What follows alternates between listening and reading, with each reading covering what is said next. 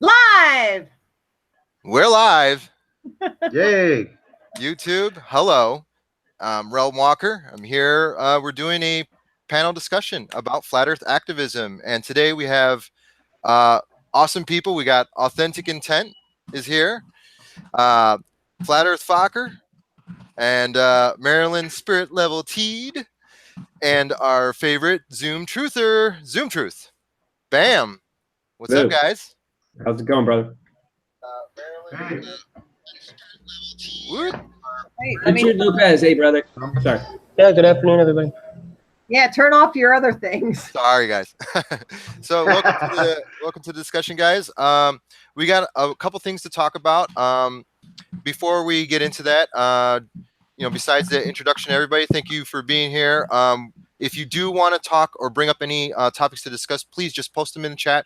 We'll do our best to kind of read through it and keep an eye on it. We might not be able to get to everything, but we got a good amount of stuff to talk about, so we'll do our best to hit any questions or any other ideas that anybody wants to bring up during the discussion. So without further ado, let's get started. I'm going to just bring up the first thing, and that is activism and current events.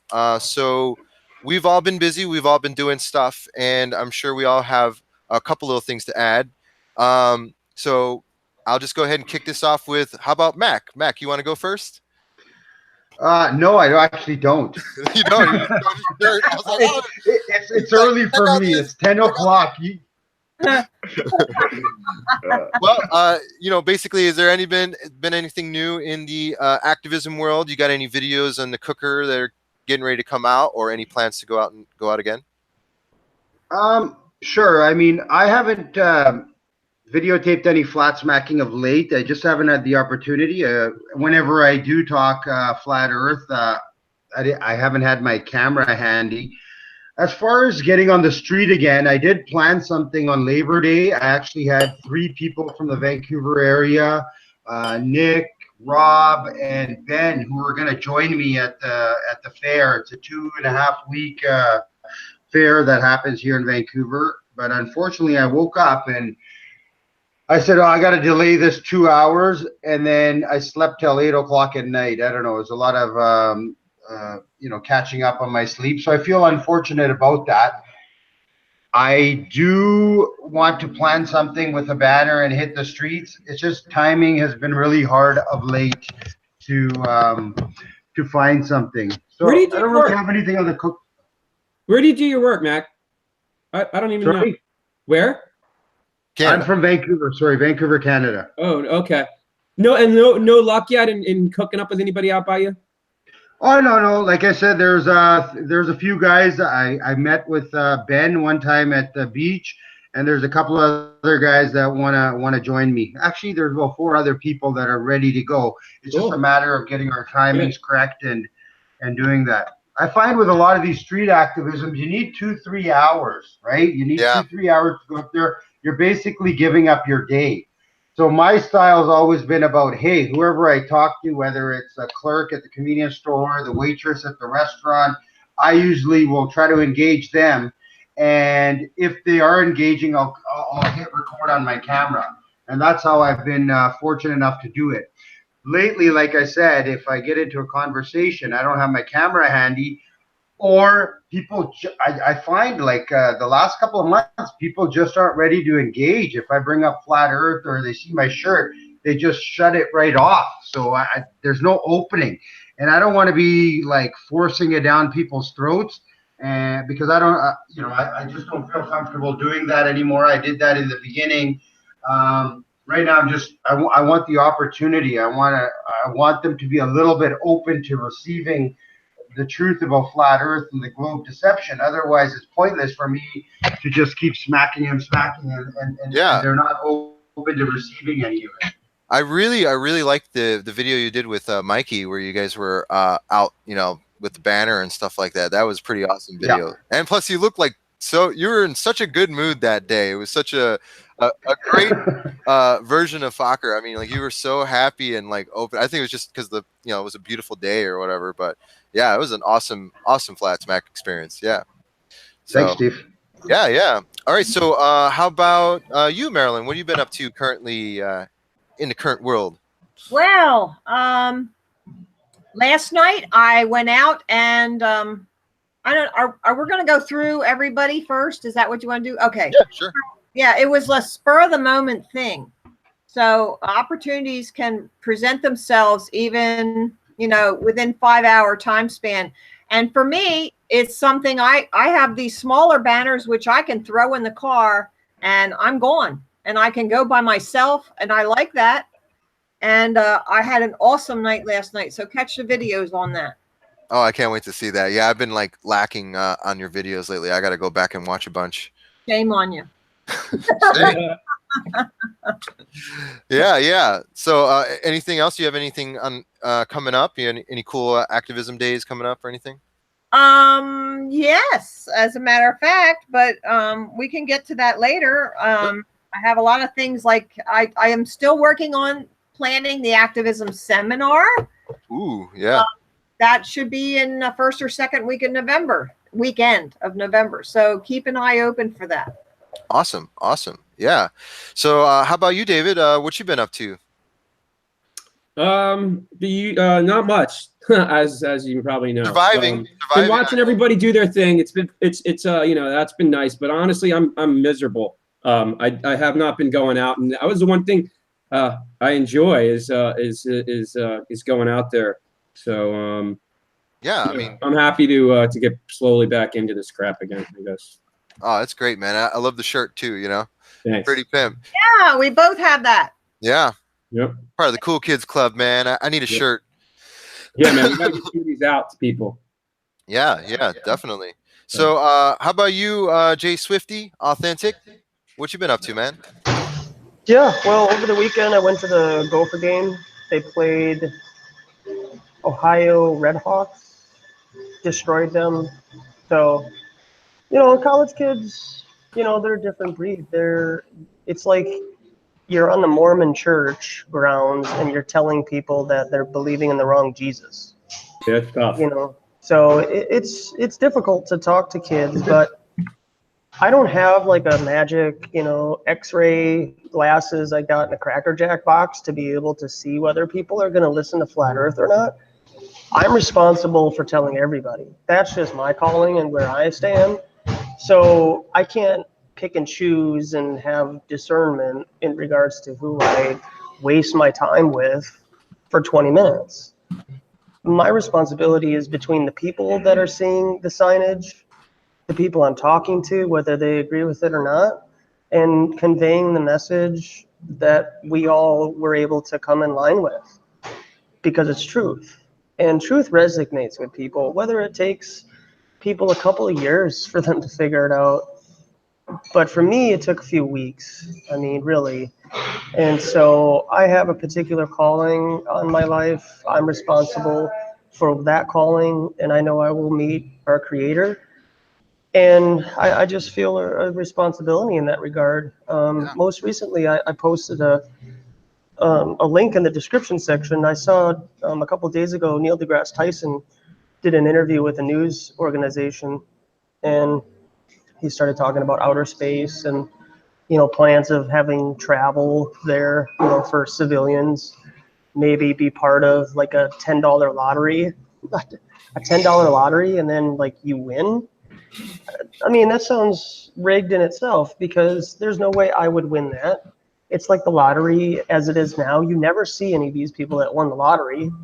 And I don't agree with like how they're going about that. I saw a really interesting quote on Facebook after Neil deGrasse Tyson said something about like light speed or whatever. It was, either you're a scientist lying to people or you're an actor and you're lying to people. But which one are you? Yeah. So that's in the current news right now. And I try to bring up stuff that's current, like about space. And when I was at the game, I brought up the Flat Earth International Conference that's coming up in November, just to, remind people that, this is a thing.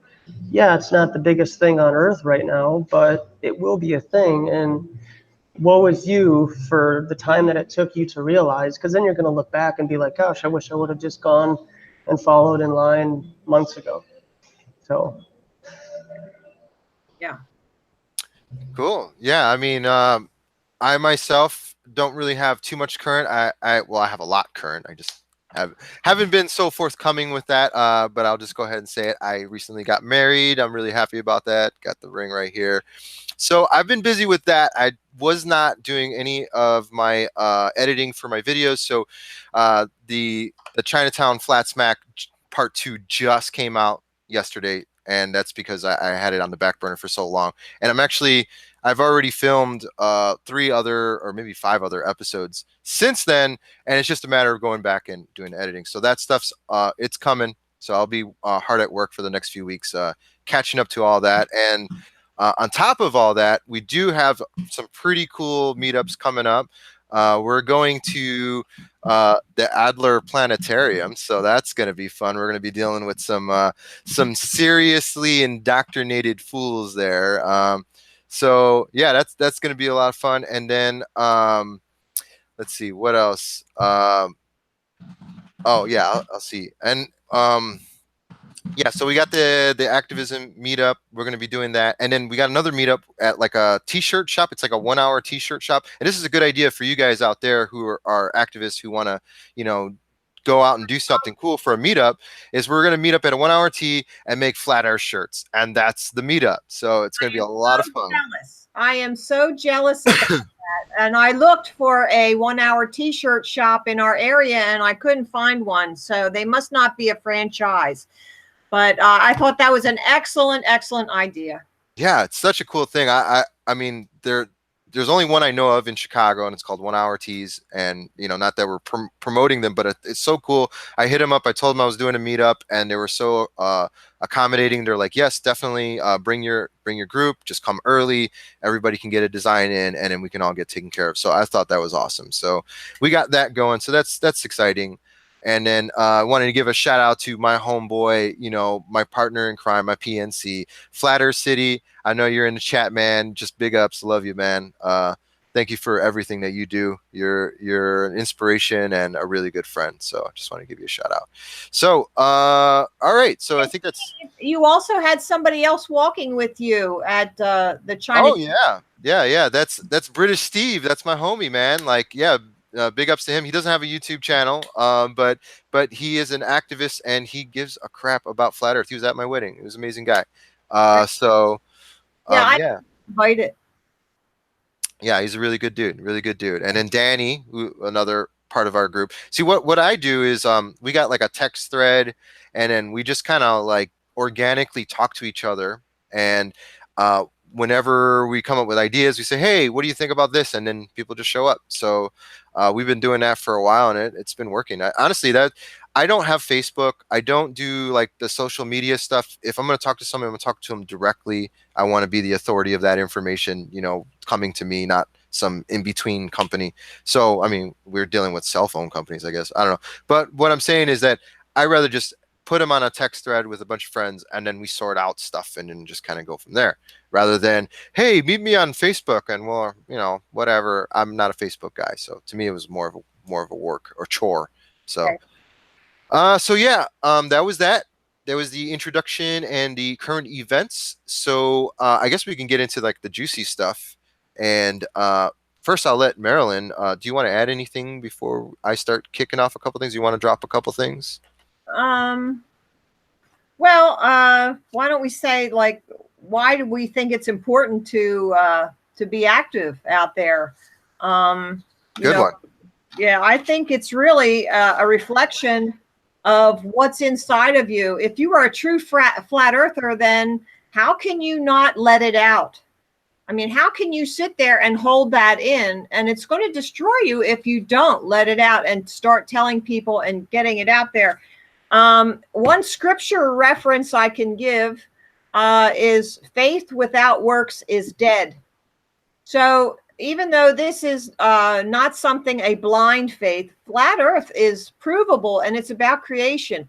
And telling about our creator is part of our makeup. So he gave us a directive to go out there and tell everybody, the Great Commission. So I think that we need to take this seriously. And anyone who is a true flat earther believes this was created. Now you have to go out and tell. You have to do that, or faith without works is dead. You're dead. Are you walking dead? Well, I don't know. What do you guys think? No, it's the very definition of a zombie, Walking Dead, right? Yeah. I think only thing is I think that I think a lot of us have special circumstances where, like where we were talking about before, where this. I hear you, Marilyn. I'm with you on everything that you said.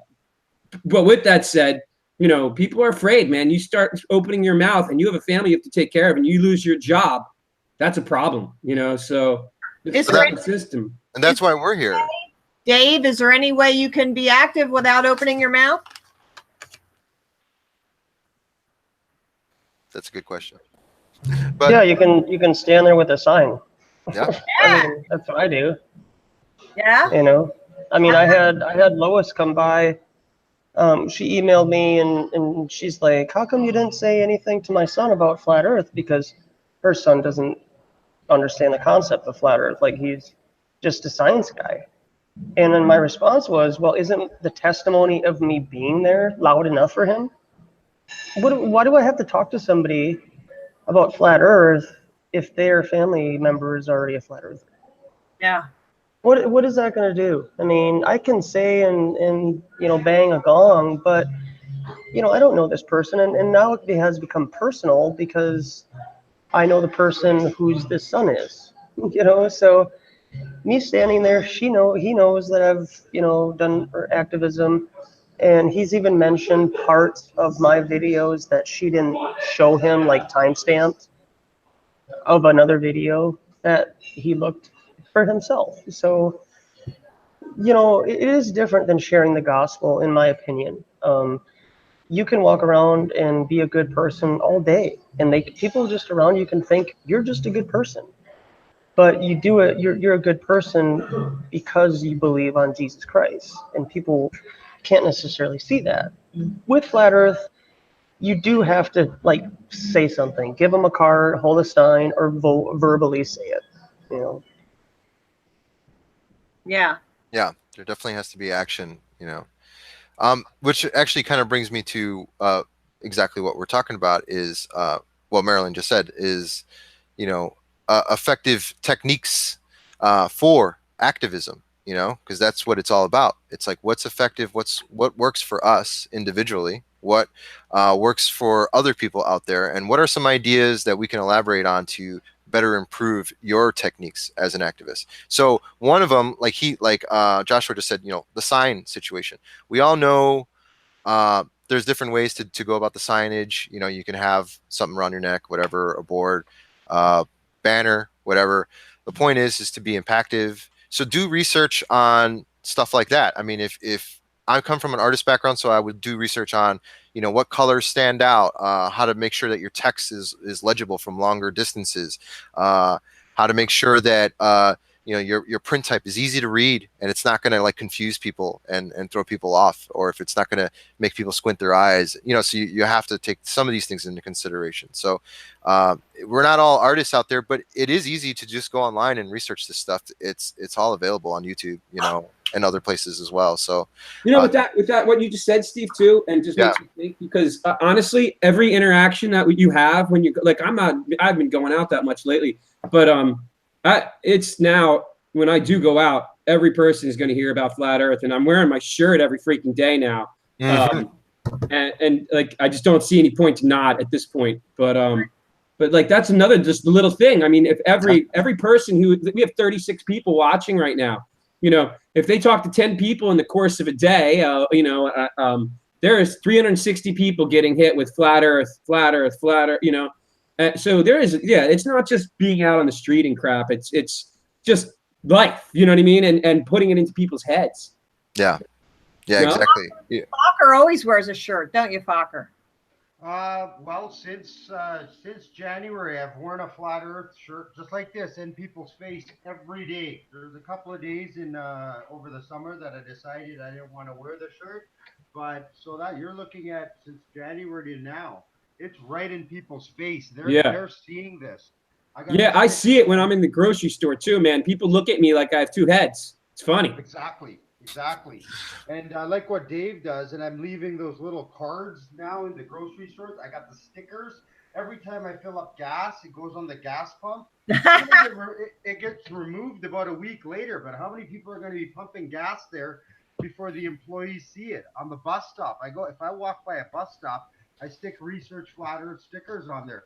I just believe in that. Like, we were subliminally programmed to believe in this globe, and that's exactly what we need to deprogram them, is they need to see it. And then, like you say, Dave, people look at you like you got two heads. And like Josh said as well, like, you know, we have to pick our battles. Some people aren't ready. They just want to argue. Yep. They want to ridicule. So after we've been talking Flat Earth for a little while, we have that discernment in who to engage with and who not to. And like you said, there's no need for me to waste my time trying to get the horse to drink water if the horse isn't ready, right? All we can do is just plant that seed and keep planting it. And we hear stories about somebody that got sick and tired of it, and after a certain amount of time, they decided to research it. I mean, that percentage, I think, is very, very small, 1 out of 1,000. But again, it comes down to a numbers game, and the effort has to be continued, and it has to be continued by everybody. Like Dave says here, 41 people watching, and I remember Marilyn last time said, just get a piece of paper and just put it on your hat, Flat Earth. Buy a plain shirt for $1 at the dollar shirt, get a felt pen and write the Earth is flat if you can't afford a $20 or $30 shirt, and then just walk tall. A few people are saying your mic isn't coming in that good. It's like so. It's just a little bit lower. But yeah, I agree with you guys, and I actually feel horrible because I only own 2 Flat Earth shirts, so that's why I'm looking forward to this meetup where we'll actually have tattoo. Get a tattoo that says Flat Earth. yeah, on my forehead. Yeah. Done. But no, yeah. I need to start representing a lot more on that tip. Like I do talk about it everywhere I go, and I'm always carrying flyers on me, and I'm always passing them out. I go to the store, I pass them out. Anything. I'm dropping them in different places too. So put them on cars. People get annoyed at that, I'm sure, but I do it all the time. But yeah, I do need to up my game on the represent more, and I need some super fresh shirts. And I'm an artist, and I can design some really dope ones, and I actually have a few I started. I just need to get back on it and finish it. So that will come. That will come. I did. Oh, go ahead, Mac. I just wanted to add what you say, and I 100% agree. Like, once we wake up to the truth, like I find for myself personally, I don't want to talk about anything else. Sure, we have to live our day-to-day lives and engage with people and run our business, etc. But I mean, this is the truth. This is such a big lie. Whether it's about the creator. For me, it's about, yes, the creator's there, but it's ending human enslavement. Like, and just like what happened to Dave with the cops, it happened to me. You guys, I got a jaywalking friggin' ticket. I saw that. It was horrible. And this is what they're doing. And this is where the state of society is coming and humanity is becoming, by people sitting back and not doing anything and just being complicit. I'm going to put a link in, I don't know, or I'll just say it verbally here, guys. After this live stream, this hangout, go to Dan Pratt's channel. I'll put he mirrored a talk rant by Larkin Rose. It's friggin' amazing. Like, I'm gonna try to listen to that every couple of days. It's a little bit negative, but I mean, it's the truth. I mean, that's what my desire is. To everything he's talking about in that 20-minute video is why we are doing this. Mac. And because the state, one sec, before the state of our, where we are now, just think, I don't know if you guys have children, but where is it going to be in 15, 20 years? The state of the system for our children. Go ahead. I just had one quick question. Mac, you got a ticket for jaywalking now. Do you know about the whole common law living man thing or no? I've been on and off with that for a couple of years, and actually since I got that ticket, because I have to fight it, I've went back more into, mainly I'd say 60% of the videos I watch are on beating these stupid statute violation tickets. Yeah, it's not easy though. I know, and the only I just was wondering if you had heard about that stuff, because I did the same thing. Like, I look back at my video with the cop, and now I'm like, oh, I made this mistake, that mistake, this mistake. I shouldn't have told him a bit. I didn't have to do anything. So anyway, I just hope that people really start to pay attention to this. That we have more power. They're obscuring you know, they everything's a freaking lie, and including the court systems. So. Well, when I was at the football game on the University of Minnesota campus, the game got out. You know, there was a police officer that was monitoring the intersection, and kids were jaywalking left and right. So, I mean, again, like, what instigates a jaywalking ticket? I mean, most cops, I mean, a majority of police are going to give you a warning. So I'm not trying to throw anybody under the bus, because I saw a lot of kids, particularly this one couple kids, who actually assaulted my property, took my camera off with their hands, and I had to say something to the police officer, because otherwise I would have pepper sprayed the kid. I would have, if the police officer would not have been there. I would have done that. Yeah. So my only recourse was to tell the police officer that he assaulted me and took my camera and whatever. So what he did is he told them to walk away, because basically they're infringing on my First Amendment right, and the cop has to protect that. Yes. Now he saw them jaywalk twice, and he gave them a third warning and said, if I see you jaywalk again, I am giving you a jaywalking ticket. That's all I'm saying. I mean, a jaywalking ticket is something that they are reaching. They know you. Yep. Or they're reaching, and they're trying to cause some kind of a spirit in you. Yes. That makes you think, well, I'm not doing this anymore. Yep.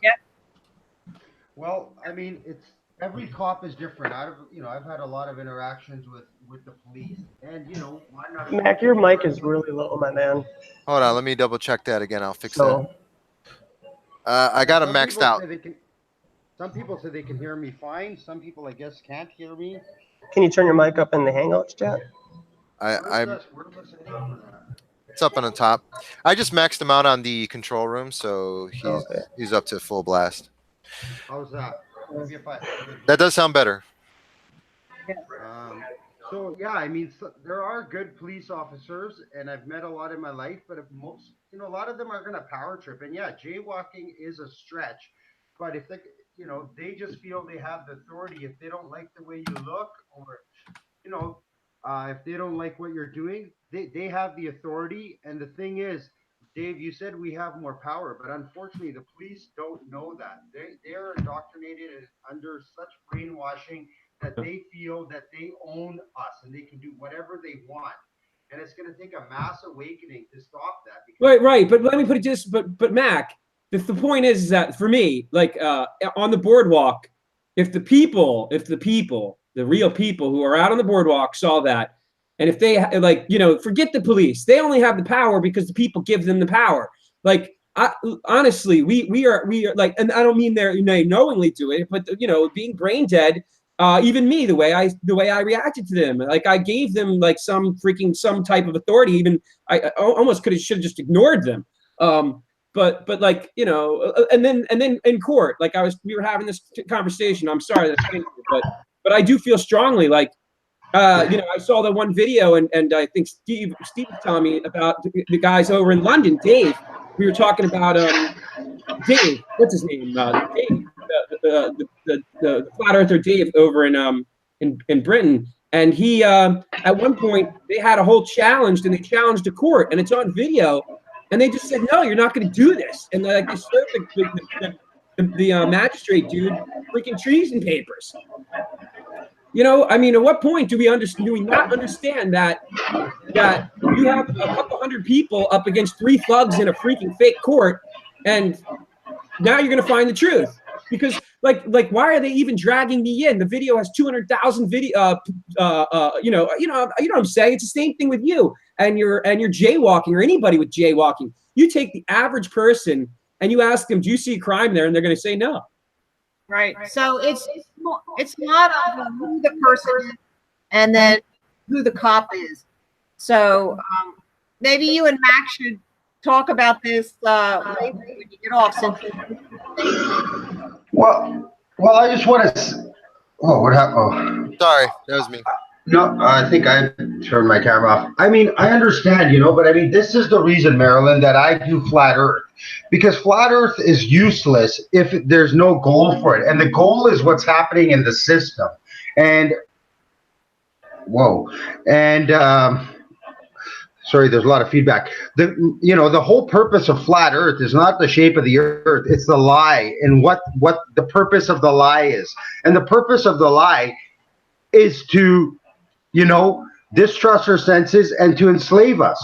That's what it's all about. Now, whether I do that with chemtrails or the free man, the sovereign citizen, or GMOs, that's what this is all about. I've just taken flat Earth to be my vehicle.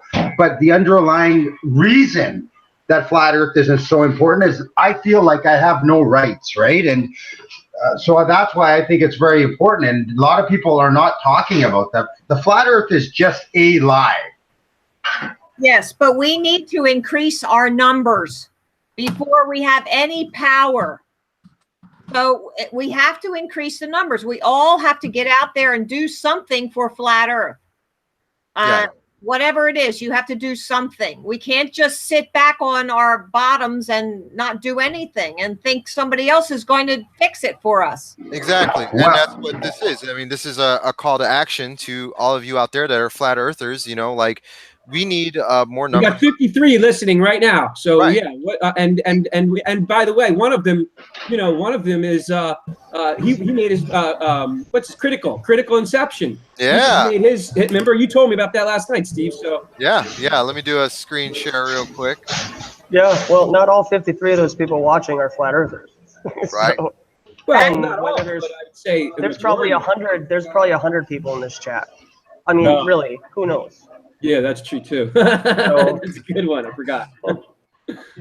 Well, just Marilyn, flat Earth is important, and I've been talking about growing our numbers since my first video, but there has to be an underlying reason. If people don't get the importance of why flat Earth is important. So whatever it is for somebody, there has to be a fire that drives it. Like, what's driving people to speak the truth? And unless people have that, I've woken up about 30 or 40, maybe 40 people that are like, okay, we don't live on a globe. The Earth is flat, but they don't care. They're not talking about it. They don't talk to their friends and family. They're just like, well, it doesn't affect my life. And until people see how it affects their life and they can't envision like how life would be without these lies.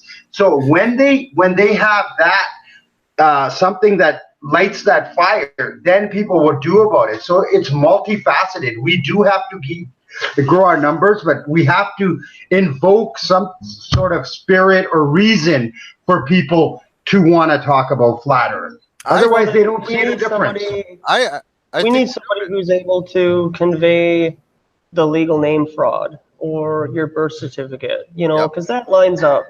I can't do that. I haven't gone through that process. I don't know what that looks like. If you're a flat earther and you know about that, Dell from Beyond the Imaginary Curd did a video a couple days ago about it. Very one-on-one, surfacey explanation of what it is. If you're able to convey that message after flat Earth, then you might be able to draw people out into wanting their own independence as a person instead of what human beings really are, batteries like on the Matrix. I think one of the stipulations of that too is just like the whole thing, like the paying taxes, like if you can prove that it's criminal, that the system is corrupt, well, hey, well, there you go. The Earth is flat. The system is corrupt. There's your key point, So yeah, I mean, I think flat Earth is preparing the world for this tangent effect. Like, it's going to happen together, because when we hit critical mass, who's going to abide by the totalitarian regime that we have in place now? Nobody. They're going to be like, this is corrupt. This is fixed. We don't have a vote. This is not real. This is an illusion. It's going to get stopped before that, because unless we're communicating through smoke and carrier pigeons, we communicate through online, and we all know that they read our messages and they just let it be. They'll let it be for 2 years, and they'll collect enough evidence to show that you're an enemy of the state, and it will be squashed. Or they'll have infiltrators affect your movement and steer it a different way than it's supposed to go. That was one of the things I wanted to bring up too, which I neglected, was how can we spot an infiltrator? what are the kinds of things that we look for? You know, there's some people that are doing things and I'm there, well, you know, that's not the way I would do it, but I'm going to let them go and do it that way, even though I'm not like too sure about them, because they might be bringing in other people, and God even used people who were not like perfect. So, you know, but how do we? To me, I mean, Judas? I've always seen, like, you know, people who are infiltrators or whatever. To me, it would seem like they would be like, they would have an agenda, and it would try to keep you pointed in one direction. And the second you started turning in a different direction, be like, no, you're going the wrong way, go this way. So nobody here is really doing that. We're all kind of freely moving and operating in our own sense. So until we have somebody who's just like, no, you have to do it exactly this way and you have to be this way, then you can be a little worried. But up until then, I think we haven't encountered anybody of such, you know, of such magnitude. Like, it doesn't seem to be applicable just yet. But I think we're starting to get some steam going. And yeah, I'm sure there will be a moment where we'll all realize it together, or maybe not. I don't know. But I'm hoping that we're smart enough and we started picking up on it doesn't matter anyway. So, like, let's say somebody does try to apply themselves as a figurehead, then we already know how the movement should go personally. Why should we follow one guy, you know, this guy that's saying this anyway? Right. So I think we pretty much have it all pegged as far as that. I don't think they have much room to breathe on that level. I mean, I'm sure they got smart people figuring shit out, but you know, here we are discussing this like we don't know, you know. So I have something on how to get opportunities, which is where we kind of started a little while ago. Oh yeah. So I wanted to show you guys something. Calendar. So how much, this is January. So how much activism did this person do in January? It's blurry, so it looks like nothing. Nothing. There's nothing. Now Nothing. look, this is August. Oh yeah, there you go. So I keep a calendar, and when things come up, I put them down on the calendar. Do I get everything done? No. But if I see something, oh look, there's a festival over here, and there was a really good festival I wanted to go to, and I didn't make it. But that's okay. I had it on my calendar. There was an opportunity there, and I could have gone, but I chose to do something else and then do the next day. Actually, I did the next 2 days. So this is one of the tools that you need for activism, is just planning your work, working your plan, you know, having this written down somewhere, like, oh yeah, I want to go to that, so write that down somewhere. A big calendar with a big blocks that you can write in them. So what else do you guys use? No, I mean, yeah, I mean, I use the Meetup app, but you're actually bringing up exactly what I wanted to talk about next too. It's picking the best locations for activism, and like how you do it. You do like the forward research where you look at what events are happening in your area, you mark them down on a calendar, and you just sort of just go with what feels right. And I like that because that's exactly kind of how I do it. I usually just kind of Google, you know, events in Chicago and stuff like that, and look for cool things that I think are interesting or are going to bring a good amount of people, and then we just plan a meetup around it, and that's what we do. Events in Chicago, usually your local town will put out a little booklet or there's a website. Yep. Schedule of events, and you don't do Facebook, but on Facebook there are also local events to your area.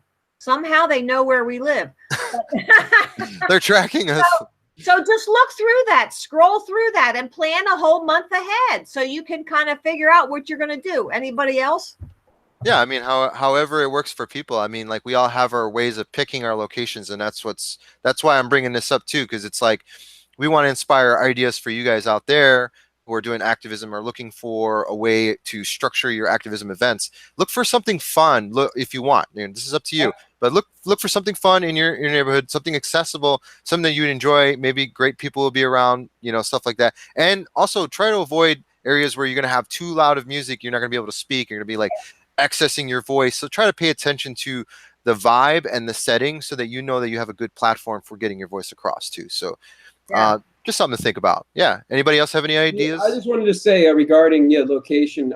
Like honest, I think I'm going to try, like we discussed last night, probably hitting busy roads with my sign that just puts the meme out there. Because I had trouble with the billboards. I'd like to do billboards, but now that costs more money.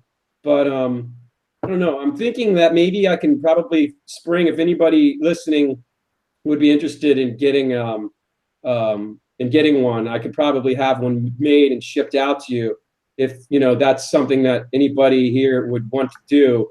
Because, and like, let's say you don't want to really talk to people. You don't really need to talk to them if you just stand on a busy street where there's a ton of cars and you hold your sign there. You're going to get, you're planting seeds pretty massive scale. Oh yeah, some of these roads. So, I've been on rush hour traffic, and you're just sitting there looking at the scenes, and you have tons of time to think. So, what is the time frame that you're looking at for that whole, being outside with a banner and whatnot? I used to do it for my stores, so it's kind of boring. Actually, it wouldn't be probably that boring considering your message. But as far as me having someone making the banner for somebody, or as far as how long they would go out and do it. Yeah, I can make banners all day. I can do that and sit back and drink a coffee. But to stand out like today in 90-degree sunny weather for 2 hours. Yeah, that's all. I would say some people are into doing that. So each person is going to have to kind of. Yeah, which do also most comfortable, like an hour at least. I think that an hour is effective.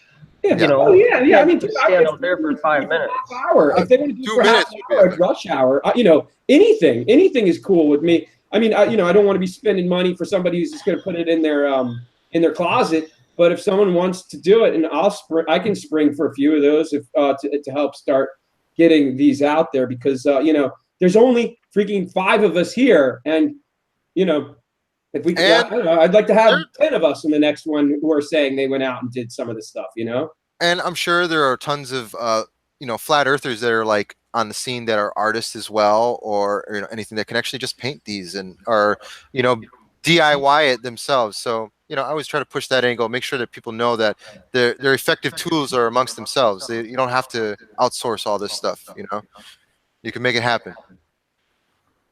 Yeah. Yeah. So going over what we just talked about, because it kind of falls into lines with what I was going to bring up, it's psychology and how psychology pertains to activism, how we can use it to our benefit, and what we can do to better our message out there, because that's important, right? So do you guys mind if I screen share for a second? I want to do a little show and tell here. That's fine. All right, so I'm going to go ahead and share my screen. You get in the infinity shot. Give it 1 second. Oh, look at that. Critical inception. You guys are reading me? Can you see what I'm doing? Yep. Awesome. All right, so let's go to here. I just want to show you this. This is called the Ames window. It's an optical illusion.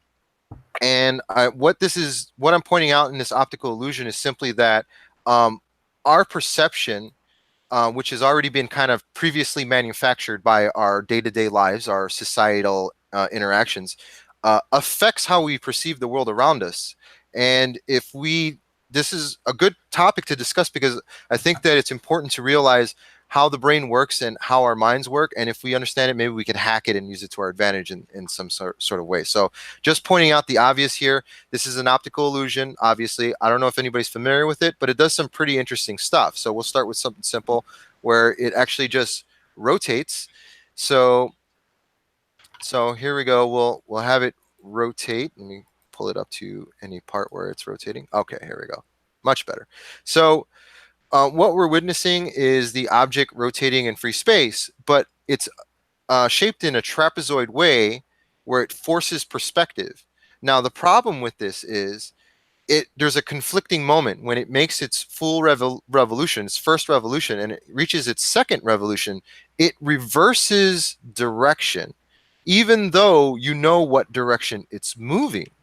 Now, the reason why it does this is because we all know what a window looks like. We've all seen a window with the little shadows and the little edges of the pane. We're all familiar with windows, but we don't realize how this impact, just knowing what a window is actually altering your perception of reality. Because you already know what a window is, you can't see this object for what it is. So as it rotates in free space, you're not seeing it as a trapezoid rotating in free space. You're seeing it as a window changing directions backwards again. Like it's going one way and it's just turning around and going back. That's just because our perception. Now they went even further and they said, okay, well, let's make it easier. Let's stick something in this window, right?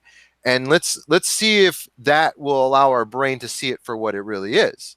But here's something interesting: is like when you see this actually happen, it doesn't necessarily follow the rules of what you think. So you're following it; it's going back. It's like, okay, Really stare at it hard. So see if you can try and make it go.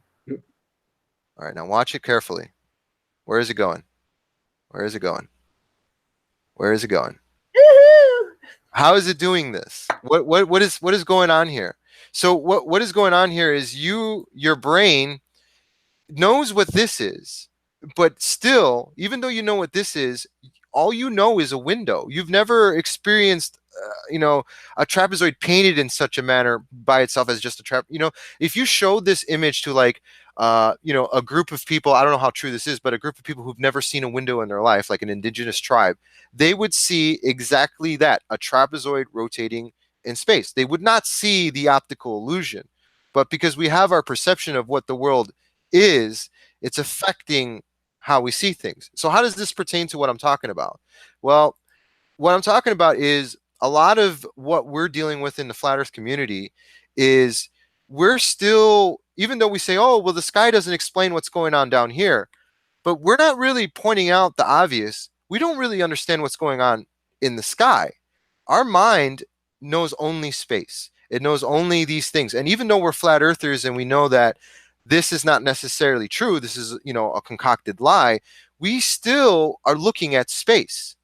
So none of us are going to understand what's above until flat earth reaches a critical mass and everybody knows the earth is flat and nobody cares about space. Then we'll finally start to explain these phenomena that we actually perceive. And I think that's when a lot of things will happen with the flat earth, where we'll actually figure it out, so to speak. So here, let me stop sharing for a second. All right, so I wanted to point that out because I'm trying to inspire new ways to get the message out. And that is saying that maybe we've been looking at this too long from a certain perspective. We're activists, we're in a situation, we want to get the word out, but maybe it's more obvious to people who are not on the field that we're at. So we're using psychology to sort of figure out our world and come up with better techniques to do what we're doing. And then there was another psychology thing that I was going to bring up, and that is there's been like these crazy studies, and like one of these studies was like when it comes to activism, right? Like we're trying to explain how to teach people about flat earth. Well, there's a problem in that because the way we're teaching flat earth right now, we're the minority. So we're telling people go out and be activists, but there's not a lot of activists out there. So that's conflicting. So we're looking at it from the perspective like, well, you're telling us to be activists, but in a way you're telling us that we're already not activists and that there's already a majority that are not. So they already fall into that majority. So why act? So there's confliction there. So the only way we're going to hit that point where activism is the way to go is that when it becomes, it's going to take time, but it's going to gradually build steam to where it becomes the social norm of flat earth. Until other flat earthers out there that are in the spotlight, in which we pointed this out before on the last live thing, is until their motto is it's all about activism, baby, we're not going to get to the point where a lot of people are going to want to do this stuff. So it's taking the strong-hearted. Go ahead, Marilyn. What were you going to say? Yeah, there is a disconnect. I mean, you guys know how long it took us to like talking in the Greek of the heliocentric model to talking in terms of flat earth. I mean, there's some things that you look at it one way and to get it to look at the other way, it takes some doing. I had a guy I was talking to on Facebook about this, and he was so frustrated and angry. And I've had to figure out that he was looking at it at the flat earth as though it was the face of a clock. He kept saying, you know, going from the North Pole and all, and it was just such a big argument. There's a disconnect. There's a translation error. So we have to remember how we used to think, or how the globalists are thinking, so we can help them travel over that disconnect. Yeah, and that's what you're saying, isn't it? Yeah. Yeah, that's exactly what I'm saying, is that we're trying to hack this whole you know, getting people to perceive activism as the important key point in flat earth. And that's going to take some, it's going to take some getting used to. And I think that's what we're doing. That's why we're doing this meetup, you know, I'm not meetup, but, you know, hangout, is so that we can let other people know that, yeah, we're working together and this is great. And like, I couldn't be happier working with such a great group of people. Like all of you guys, like I'm big fans of what you do.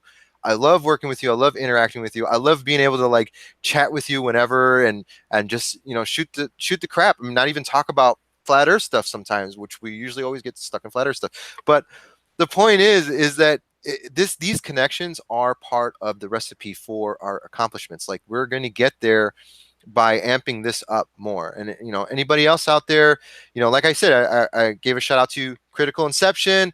Awesome dude, I love you, man. Like, you know, you've always been in the chat and you've always been there, and I know you're watching. And you know, that flat smack was, that for me was like a tipping point. Like my heart was like, yo, this is beautiful. I love this guy. Like he's out there doing it, and I'm hoping that we inspire you a little bit, and we inspire others a little bit to do the same, to go out and be your own authority and go out and be an activist. And you don't have to start a YouTube channel. You could just, you know, like Mac doesn't record everything he does. He just does it when it's right, you know, and you don't even have to record. Just be an activist socially through life, you know, and tell people the earth is flat, because that's how we're going to win this, man. Like this has got to be the way. Yeah. The way I do it to bridge that gap is I teach them something. I always go right to the map for the first thing, and then I show them the UN logos and whatnot, and they think, oh, well, this could be a real thing. So then they make an effort to try and think about what I'm telling them, and then I give them a couple more facts, and then they look into it. And if they're going to look into it, that's all I care about. Yeah, I don't try to convince them right there. And that's what we're doing. We're laying the foundation for other people out there to learn, or, you know, critique, because you're going to look at us and you're going to be like, I don't like the way this guy does this, but I love the way this guy. I hate the way this guy does it, but I love the way this guy, you know, this is good. That's why we're here. Like we're here to sort of create a pool of information for you guys to pull from to see what works for you, you know? Can I say one thing? Yeah, please. You know, I think like, you know, back in my working days, like having a goal, setting a goal, and like, so we're active, like if we're activists mindset, then I'm not really going to try to like, I would love to get out there with my P900 that I bought and I still haven't used it, but I'm not like so scientific as other people, but I do want to do it, right? But my mindset and your mindset, and I think everyone here, we're like very activist oriented. So to me, like, you know, I like talking about this stuff, but I will enjoy more saying, well, the next meeting we have, each one of us picked up, like, we'll get a lot more accomplished almost if we treat ourselves not as employees. Because right now we're treating ourselves as workers. Yep. We're going out and we're being the worker. Yep. In terms of flat earth, when I think maybe we should possibly start saying, well, I'm the owner of like this particular territory and this area, and I'm going to make a goal that within the end of this month, there's going to be 5 more active activists. Yes. Because when we do that, and then those people do it for a little while, and then they start to become their own owners. Because you know, like I always hated it in business when I would work, when I would be doing the work of a worker rather than managing the business. It was a perfect formula. Like I'm not all into growing anymore, but in this particular case, like it seems to me like I'm doing my old habit again, which is to be the, you know what I mean? And for me, like I just thought of this, but Yeah. It seems to me like our number one goal, or at least my number one goal, should be taking the people who already know the Earth is flat and recruiting one person a month even, or I don't know, Yeah. but So bringing up what you just said, this actually goes to the psychology aspect. I had this other study that I pulled up that it says, volunteer work is basically how volunteer work works. And they're saying that like people who are being paid to do something are not as motivated to actually see the job through with heart, but people who volunteer their services personally, because they're putting their efforts on the line, they subconsciously re sort of like strengthen their beliefs by saying, I enjoy doing this, and this feels right to me. And that's a core fundamental part of being a better person and improving yourself. That's why activism is so profound for people who learn about themselves. Is like when they put themselves in a situation where they're doing something for someone else with no payment, no monetary gain, no payoff. They're just doing it because it's the right thing to do. Then you get so much more out of it personally. You're going to get the peace of mind knowing that what you do means something and it matters and it makes a difference. Whereas when you do something financially, you might not think it makes a difference because you'll feel like maybe you financially didn't receive the amount of money that you felt you received, or so you'll always feel a loss rather than a gain. Whereas when you're in a position of you're volunteering this, it's a gain, like 100% gain. So just want to pull that up. Yeah, but I'm not talking in terms of making his business or anything like that. I'm just saying. No.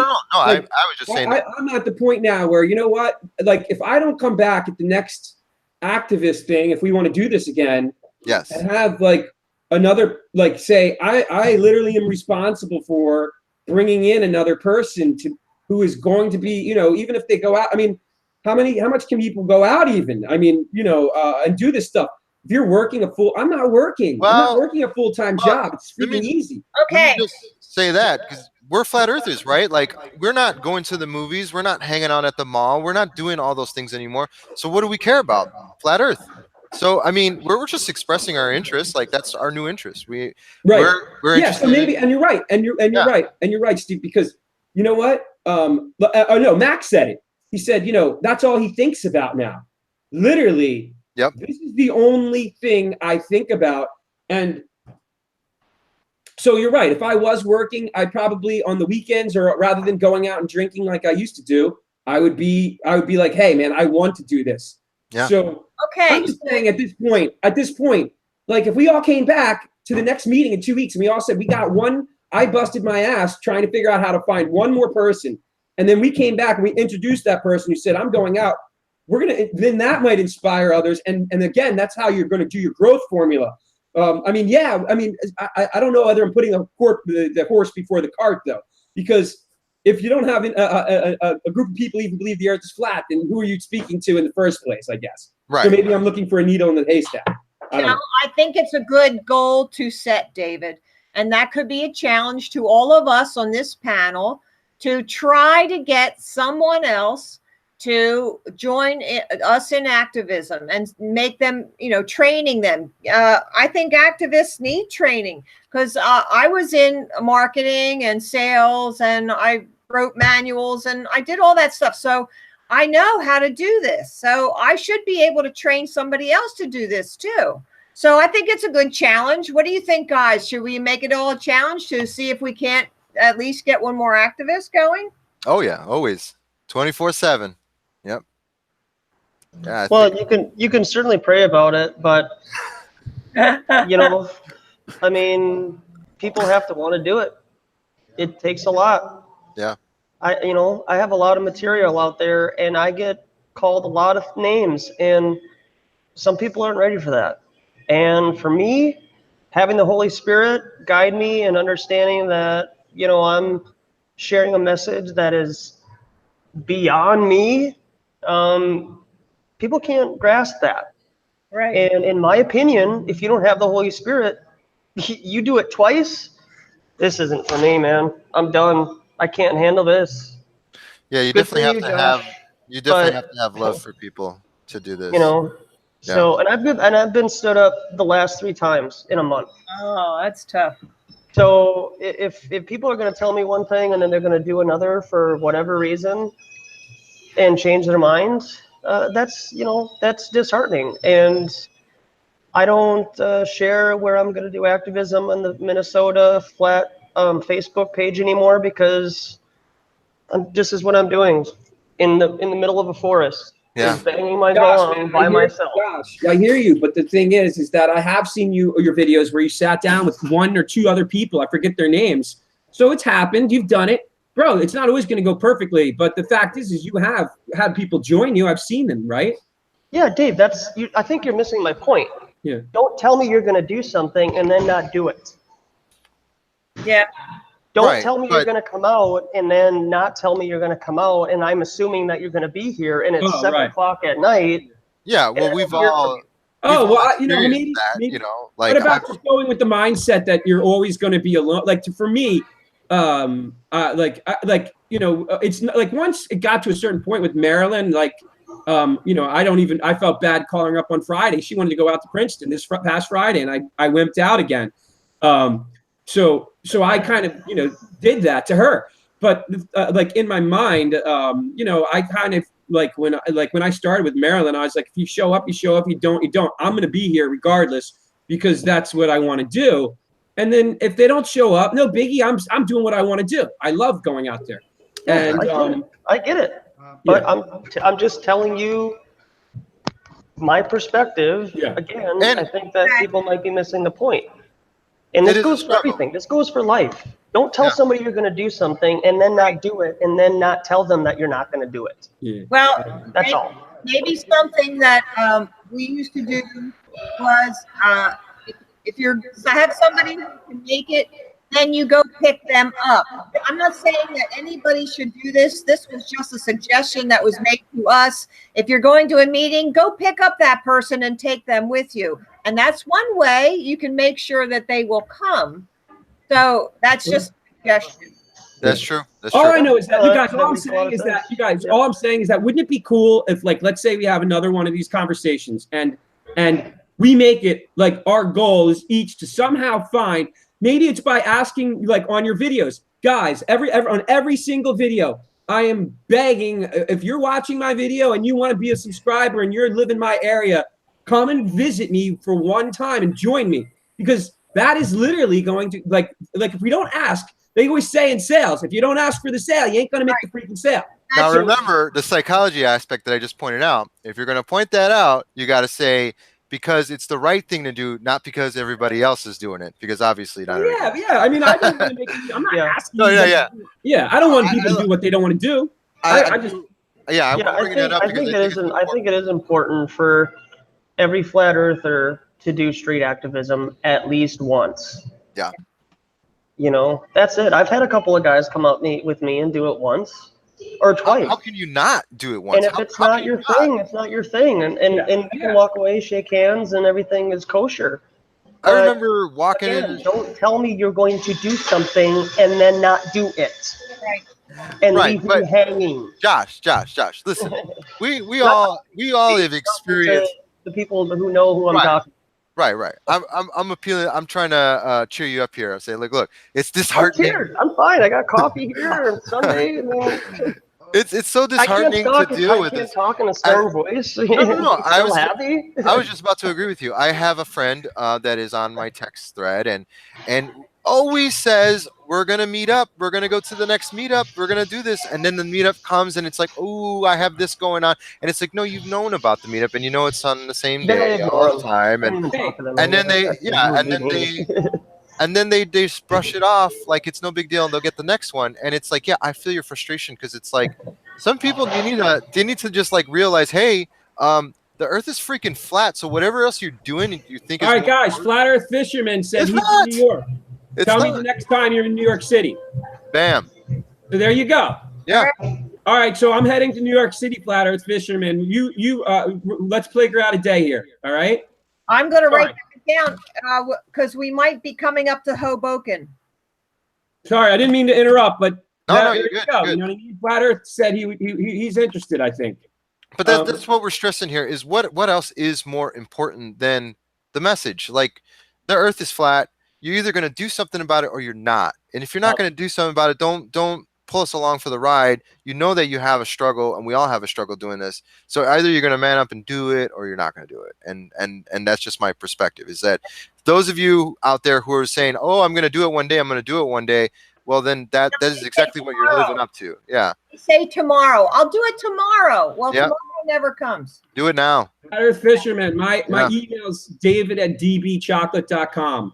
Flat Earth Fisherman, and anybody else who wants to contact me in New Jersey, Pennsylvania, or New York area, and I will buy a. If you come out with me and you say you're going to want to do it again afterwards, I'll leave a banner. You can have a banner for yourself, and I'll do that for other people too. Yes, Mac. Mac is next. Go ahead, Mac. Sorry about that. Yeah, no worries. You know, Josh has been doing this a long time. I remember watching his videos downtown Minnesota, just with a sign. People are driving by, calling him names. You know, and I agree. People don't have accountability. Doesn't matter if you're a flat earther or not. The honeymoon phase is over for a lot of people, and they don't see it now. They're back into their thing, and I agree. There's very little accountability, and I agree with our meetups. People show up once, and then there's so many of them that don't come back. Well, what are they doing? Are they going back and being okay with their slavedom and getting back with their life? People, are socially engineered that people can't imagine and think, or if they are imagining something, they're out in la la land. I mean, we need to envision things. I can't find the right vocabulary, but you know what I mean. To see the possibilities of how this could be, and they don't see like what's involved, that the effort that they need to make. And a lot of people want to sit back and live vicariously through us, watch our videos. Oh, that guy's flat smacking, that was great. Well, what did you do? Very few times do we see comments, man, I did this, I hit up, I flat smacked my boss, or I got the so-and-so. And when it comes to activism, I appreciate all the positivity, and we need that. But there comes a time that there is going to be a burnout from it, and we have to really look realistically. Like if I go to the beach, or we're somewhere in a busy place with our sign, we have to see that for what it is, and all that is planting a seed for somebody, because we're not going to convert them right there. We're hoping to get the gears turning. I'd say 99% of the time, they're just going to leave and forget about it, because that's what they're indoctrinated to do. Right. We're just in this hamster in the hamster wheel. So a little bit, the hamster wheel stopped, and they're like, oh, that's interesting. But then they get back on the hamster wheel. What we have to look at and evaluate ourselves is look at our personal relationships, how many people we actually talk to for 1 hour, for 2 hours, and how we really laid down the globe deception and gave them so many flat earth truths. Now what are they doing? So we have to think realistically about that. I'm not saying we should give up our activism, because that's the only way. That's our only chance, is we have to keep planting the seed. But we have to be really realistic of what's happening, and then also understanding this honeymoon, like people get over this honeymoon phase of flat earth, and there's only a few that are like us, that the desire is burning inside of us, where we need to speak this, and we have a purpose on why we need to speak this. Right. And that just comes with time. And that I understand totally what Josh is saying. He's still out there, but he's been doing it for so long and reached so many tens of thousands of people, with his signs and being downtown and football games. He should have an army of 500, 1,000 people joining with him if what we did was extremely effective. But realistic, we have to look at it. It's not really. It's a small. We're going for that small. We're digging a big mountain for a little ounce of gold, and that's what we're doing. And we have to look at it that way and understand that's what's happening. And that's a realization I'm having after a year of, talking about it. And we're gonna lose friends, family. People don't want to hang out with us. People don't want to talk to us. And we're the only ones that are standing tall. So I understand why people don't want to do it, because I've talked about it a million times in my videos. It's cowardice. People don't want to feel alienated. So although the globe is a lie and flat earth is the truth, and we're enslaved and there is a creator, whatever it is, people are still weak and do not want to feel alienated. So they're not going to do it. But we have something inside of us that makes us still want to speak the truth. And that Yeah. we're just different. We're just different. Like Josh says, not everybody has it in them. The truth is not inside them ready to explode out.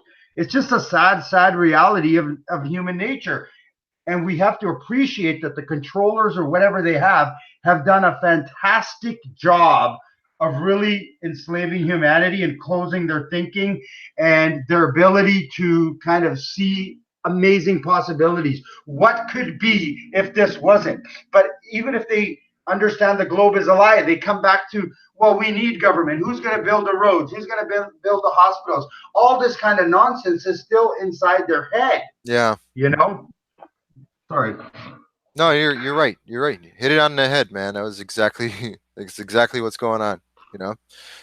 Like you said before, emotional cowardness. Like they're being emotional cowards. They don't want to face themselves or the situation, so they create or devise a world that's circular so that they can just continue on their path and then they can just come back to it later. And that's their way of coping with it. When in actuality, it's like it needs to be dealt with right now. Like you have those. Aren't they like in a hopeless situation? Aren't they people with yeah, but that's the point, is that the activism thing, that's what we're trying to stress, is that's the empowering side. Like the hopelessness is the people who are putting it off and not going out there and speaking up. They're the ones putting themselves in that situation where they are hopeless. If they went and spoke up, they would feel that empowerment, and that empowerment would give them the strength to do what they do. And they just expected to just come prior. It's like, no, when I first went out and did activism, I didn't know what the heck I was doing. I felt like a fool. I felt foolish. And it wasn't until like the third or fourth time that I did it where like the foolishness just faded, and all of a sudden I felt strong in what I was doing. I felt right, I saw the truth of what we were doing.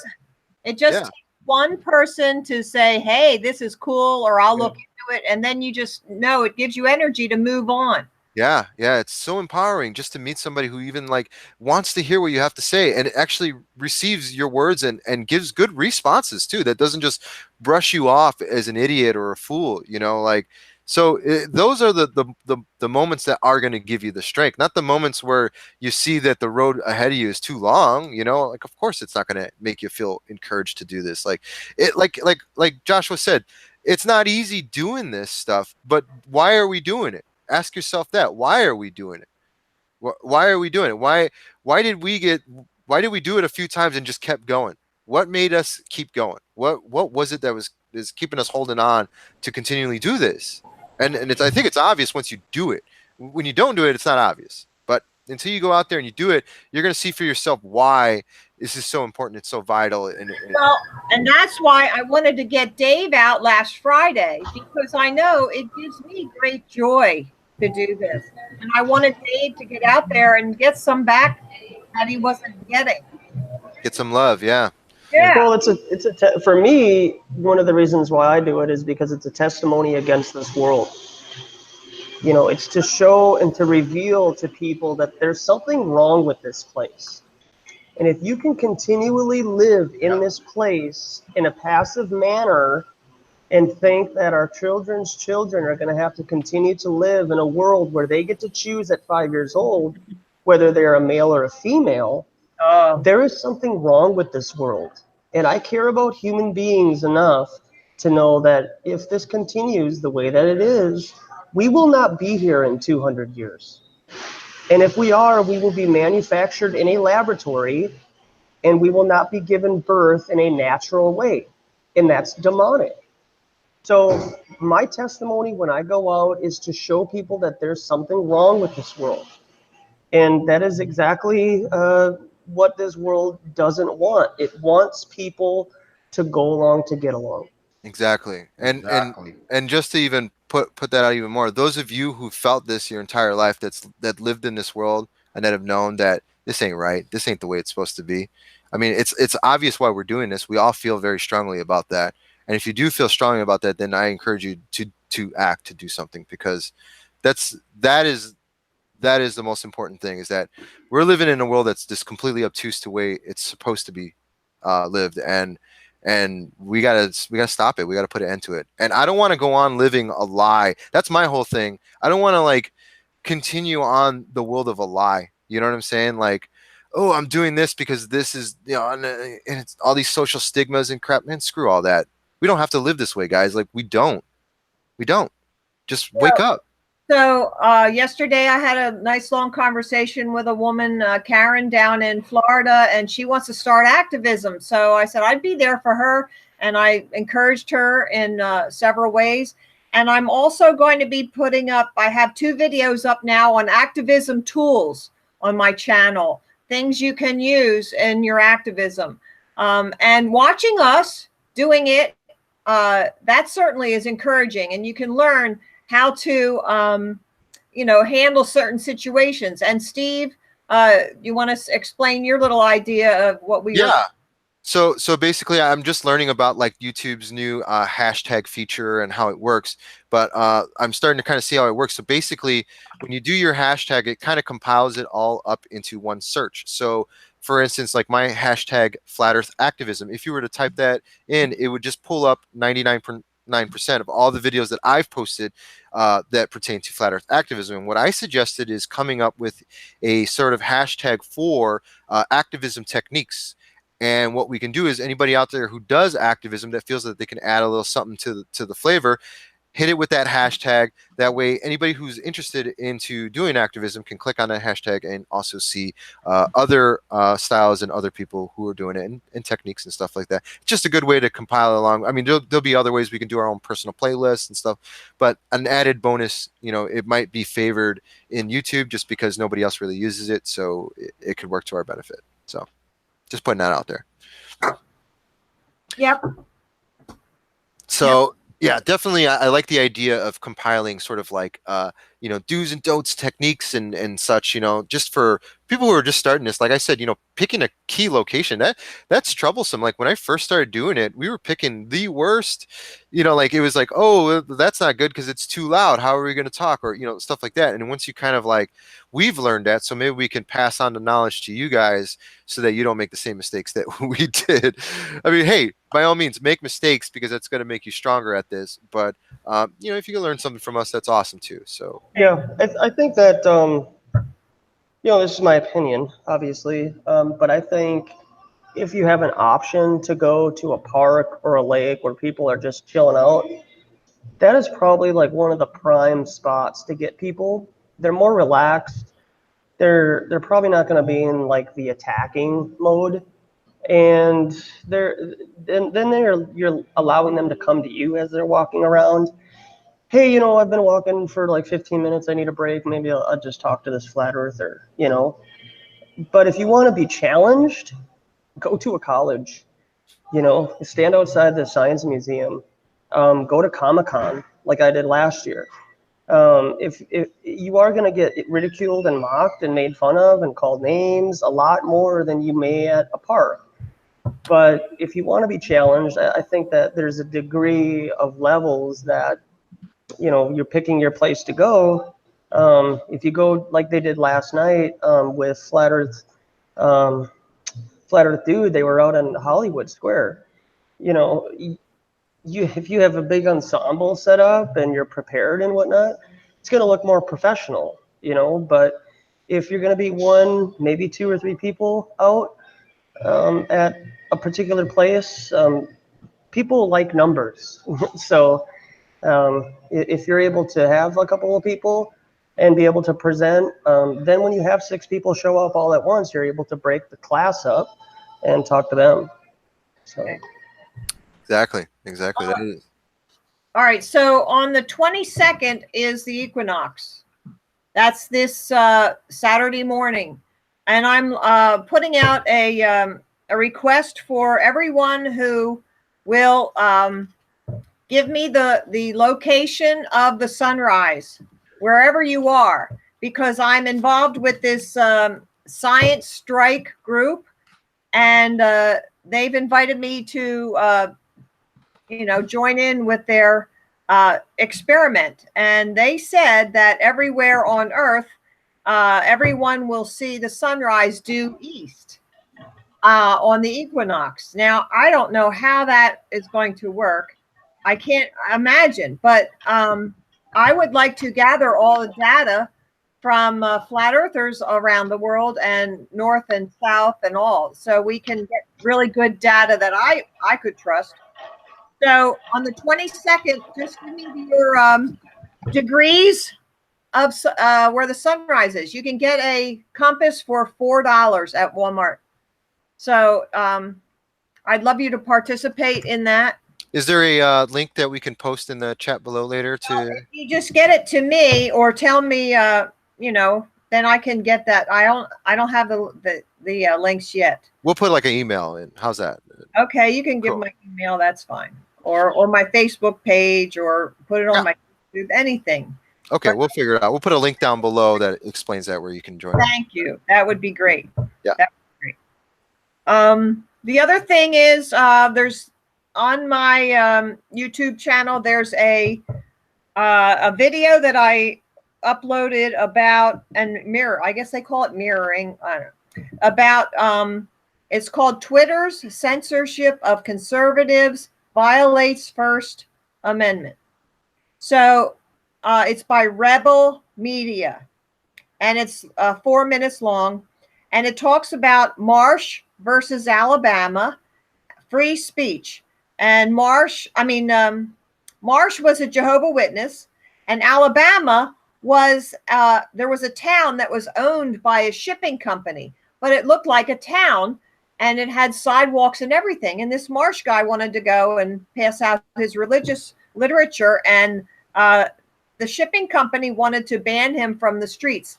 And that 1940s something case in the Supreme Court said, no, anywhere it looks like a public square, whether it's privately owned or not, you have to be able to have free speech. Any perceived public square.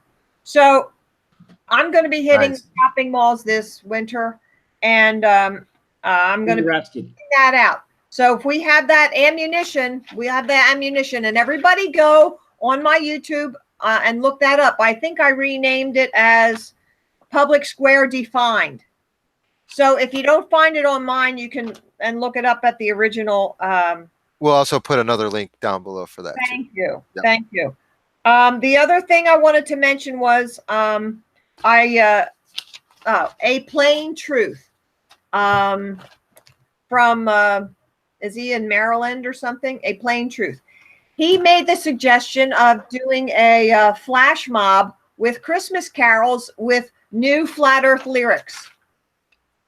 You know why that's so clever? It's because hymns are not copyrighted.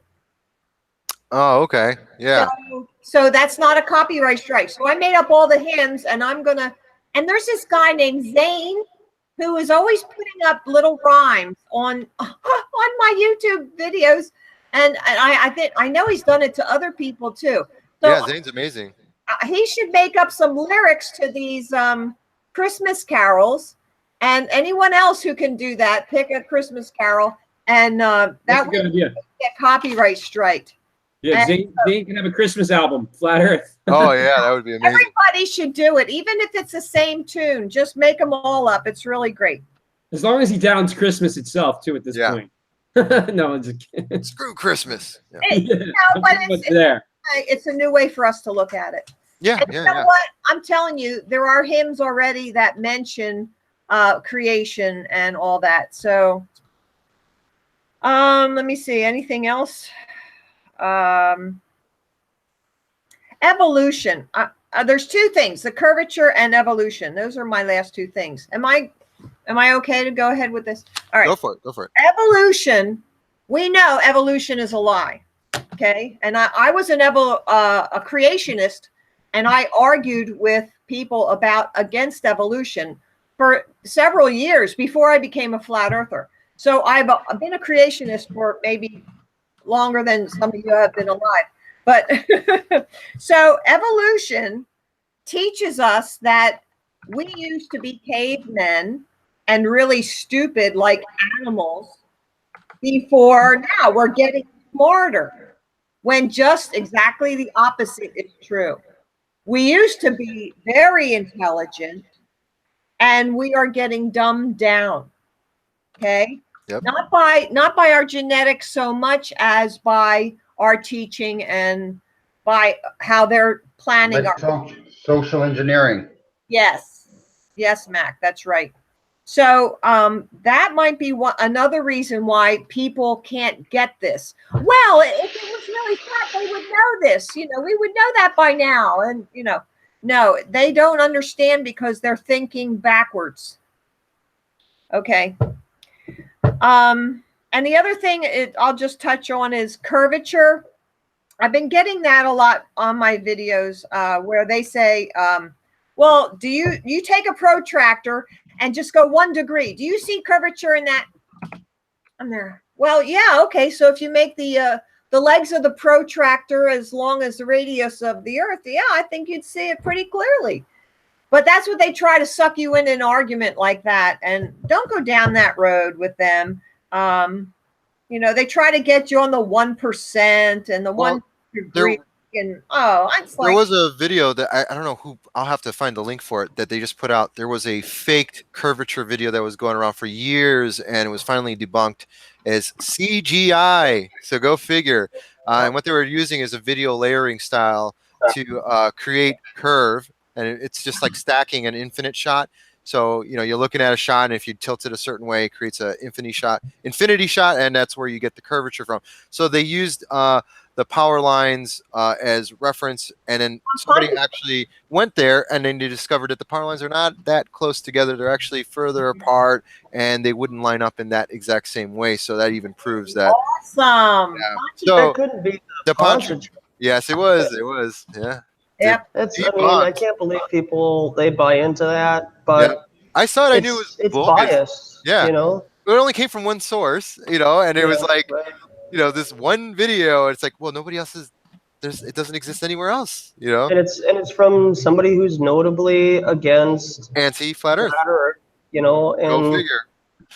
yeah, so you know, but that's the thing though, is like if new people coming into flat Earth, or that hear about it and they want to do their due diligence and look into flat Earth, that's the type of stuff that they're going to fall for, and that'll keep them in bondage for another couple of months. A broken clock is right twice a day. Yep. And if people are looking for something to debunk flat Earth, they will find it, and they will find what their bias is in their heart, and it will lead them astray for a couple of months, and they will be in the desert. So I mean, that's when our creator is just allowing them to process the information and discern truth and a lie. And if they want to believe in a lie, he will allow a lie to be presented. Yep. So. Yeah, they want to be deceived, and they will be deceived. You know. Right. Yeah. So yeah. What else? I do want to talk about this topic, so we don't get too far off of what we've been talking about, which is obviously activism. What else can we talk about? Other forms of activism, and the reason why I'm bringing this up is we did bring this up before, but there are some new ideas out there. So I wanted you guys to kind of touch on this too, and see if you had any other ideas that you wanted to add to the recipe of activism. So I wanted to talk about this. I personally have a history as a graffiti artist, and in Chicago there are these walls that basically anybody can go paint. They're just sort of like, you know, free to do murals. Some of them you have to get permission from the crew that's running the show, because there's a sort of etiquette for dealing with graffiti artists in Chicago apparently. But what's great is that I have access to all these places, and I can go out and I can do all sorts of amazing things. And you know, I've been doing it for years, since I was like 16 years old, and I'm fairly really good at it, doing murals and stuff like that. I even used to be paid for it. So my idea was a new form of activism is doing. I'm going to do a bunch of flat Earth themed murals, and I'm going to place them in different parts of Chicago. And then every one that I do, I'll do like an episode on my RealmWalker channel where I'll actually do a time lapse of this event. And this is just an idea, you know, for other people out there who have ideas to do activism. And I mean, this just to kind of give you guys a, you know, whatever you're good at and whatever your craft, you know, is a part of, like if you're in the music industry or whatever, I mean, there's lots of people who are doing activism in that sense too. So there are avenues. You know, it doesn't have to be speaking to people directly. It could be speaking from the heart, or from art, or from whatever it is that you do. So that was just my little tidbit I wanted to add. See if you guys had anything to add. So what do you guys think? Do you have any awesome activism ideas? Nobody? No, This is why it's so hard, right? no, that is a good idea. But like, again, like, you know, we spoke about billboards. Yes. Why don't we like, I mean, you know, it takes freaking money to do this stuff. Right. And maybe we start off by leading the pack or something. I don't know who can, but I have no problem donating some money. My problem is that the billboard company doesn't want to deal with me anymore for whatever reason. So, I mean, I'll help with, I have 2 people that I know, but they already told me no. So, I don't know who wants to do that, but go ahead. Yeah, I have a connection with Clear Channel here in Minneapolis. We put a billboard up. It was $1,200 for 1 week, 7 seconds, and it had like, you know, electronics like crazy. $5 or $6, you know, 5 or 6 other ads on it. So yeah, we can do. Hey, Josh, we can do. I think I mentioned this to you. I'm not sure if you were in this conversation, but you can buy leftover billboards, unsold inventory, and they're not as big, right? They're like those, you know, they're like 20 feet by like maybe 15, 20 feet high. You can get those for $500, right? And the kicker is that if they don't sell that space for like another 6 months, it will stay up for freaking 6 months. So like, that's literally how we made our business successful. Was using the leftover inventory, because you get so much freaking bang for your buck. Now you're not going to have it on the interstate highway, but you got, like, whoever does it, if you want to go, they will do it. At CVS, I'm sure they have unsold inventory.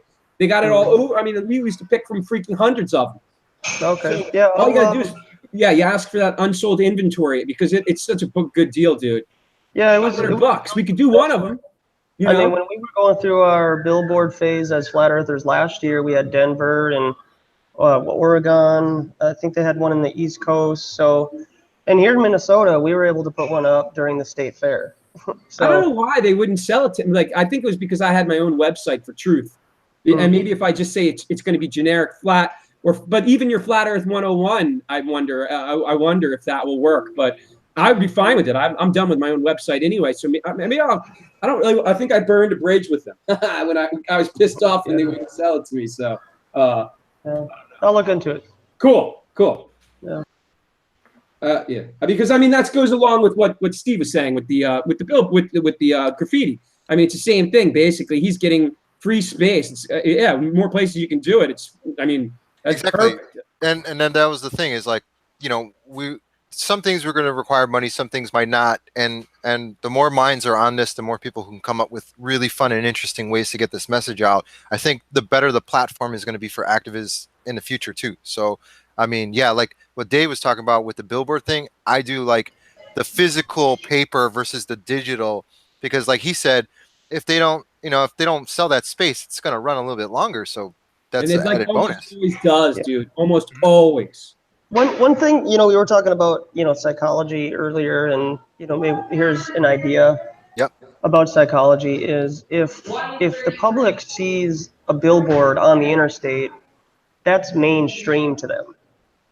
So if you're putting a Flat Earth billboard together that looks legit, like the Coronation Street bit that they did about Flat Earth, that was pretty decent. I mean, that was pretty decent.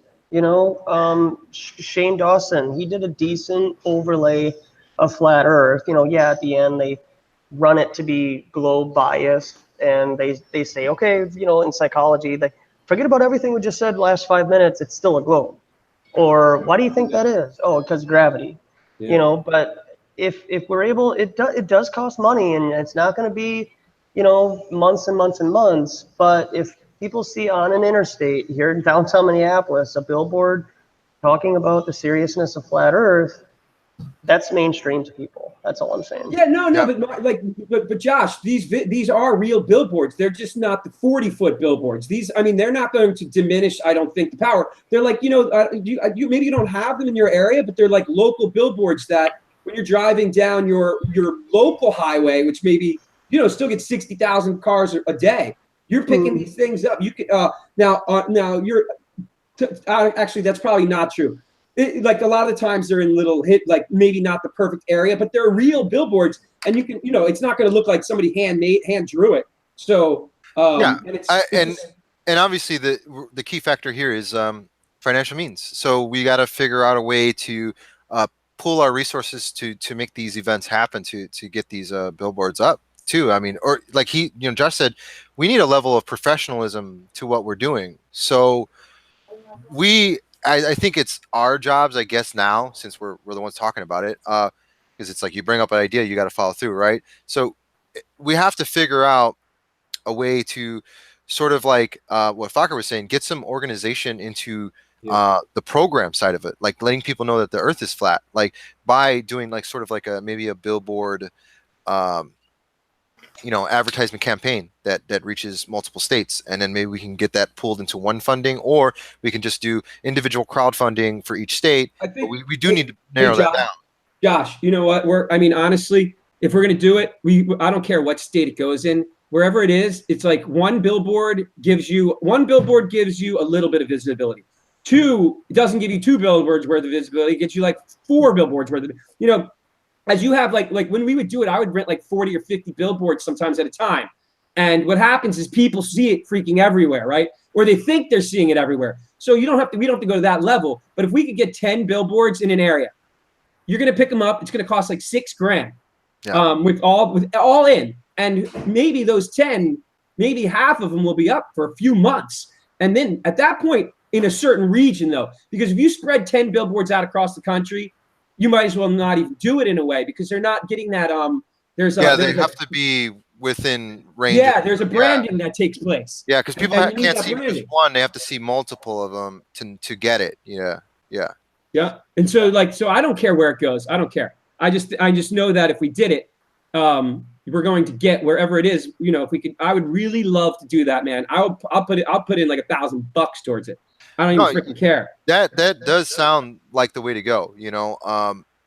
I like that idea, and it's going to take some research too. So, I mean, it's either going to fall on our hands, where we're going to go out and research these locations ourselves, or somebody else who's really good with this kind of stuff can join in and help us out. But I mean, we're just asking for help. The best thing to do is to lead by example. So, I guess we have to start pooling our resources together and figuring out the best practices and zones of locations to start that fundraising campaign for. So focusing our efforts, Government Lies just wrote like, why not buy radio spots?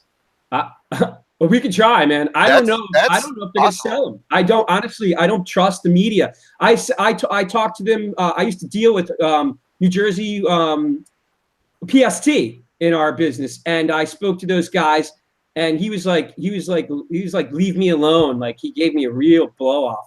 But radio works good with the billboards too. What about podcasts? How does that work too? Do they do it? Do they run ads and stuff like that? And obviously they would probably even talk about it, But it's good coverage regardless. It's talking about flat Earth. Is there a way to, get paid promotion on, some of these more popular podcasts, or, maybe even the conspiracy podcasts, or, because I mean, it's already on Truth Frequency and all that, but I'm sure there's other groups or organizations out there that are just as popular that. Well, I mean, shit, we have freaking, look at YouTube here. You would, if they weren't hiding us, you'd probably be getting your message out. So right. That's what that's why I would love to find out whether we could do a radio also ad. Radio ads aren't they're about the same price for the same reach as and to be able to talk flat Earth. I don't think they'd sell you the time. I really don't think they'd sell to you. I would love for somebody to call local radio and try it. And I think they only take in brands that express what their views are anyway. So, I mean, we probably wouldn't get much. That's why I'm thinking, like, there's got to be a niche that we could slide in, maybe a free speech network. He did it with the billboards. Maybe like a free speech, radio show that's all about free speech. And then if they turn you down, you can always be like, hey, man, you're going against your free speech, bro. What happened to the free speech love? Yeah, right. Well, that a good one? That's what it'll be. Yeah, we hit those guys hard, and we say, hey, we socially pressure them into supporting Flat Earth. How's that? Well, you know, another Anybody thing buying that? that you can like it would be interesting if you were good if we go to YouTube channels that are popular, because like that dude Shane Dawson that Josh brought up, I met so many young people who just because of his social proof of him bringing that up, were like, yeah, we're so interested in flat Earth. Yeah. So that could be maybe a stronger, more effective thing would be to advertise, pay to advertise this stuff on particular YouTubers who are influential and who are, who that have that type of social influence. Okay, yeah, that actually does sound good. That sounds awesome. So hey, look, other forms of activism. We've come up with so much, and I think we've elaborated on them in such a great deal that people out there should be getting wise to how they can attribute their own ideas to the situation and make things better. So, Focker, question, my man, my brother. Yeah. So you're Go going ahead. to the Denver conference? Is that right? I am, yeah. Okay, so I wasn't. I wanted to, and I had the whole wedding thing, and it kind of put me in a weird scenario. I do want to make it a point to at least go up there and go back. I got to fix my car first before I do that. But I do want to talk to you more about that because you're not buying a ticket. You're just like going to crash the event, basically, right? Well, I'm not going to crash it. I want to support Robbie.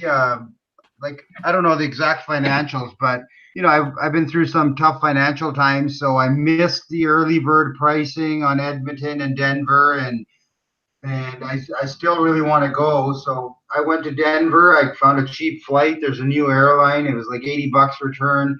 And for Denver, I bought some tickets. I just want to go meet people. It's not like I'm Yeah. crashing. I mean, I don't want to. No. I mean, you're not going to go and sneak inside. I get that, but what I meant was like, because I can't afford the ticket right now. I wanted to go, but I really can't afford it. So I was like, well, maybe I could afford the gas there and back, and just make it like a go there and just turn around and come back kind of thing. Didn't Robbie comp you tickets? Weren't you telling me he invited you?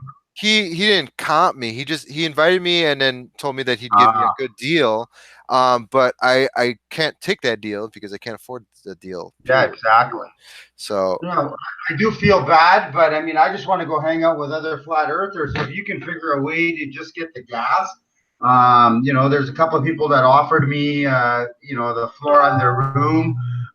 So I mean, they might be open to that.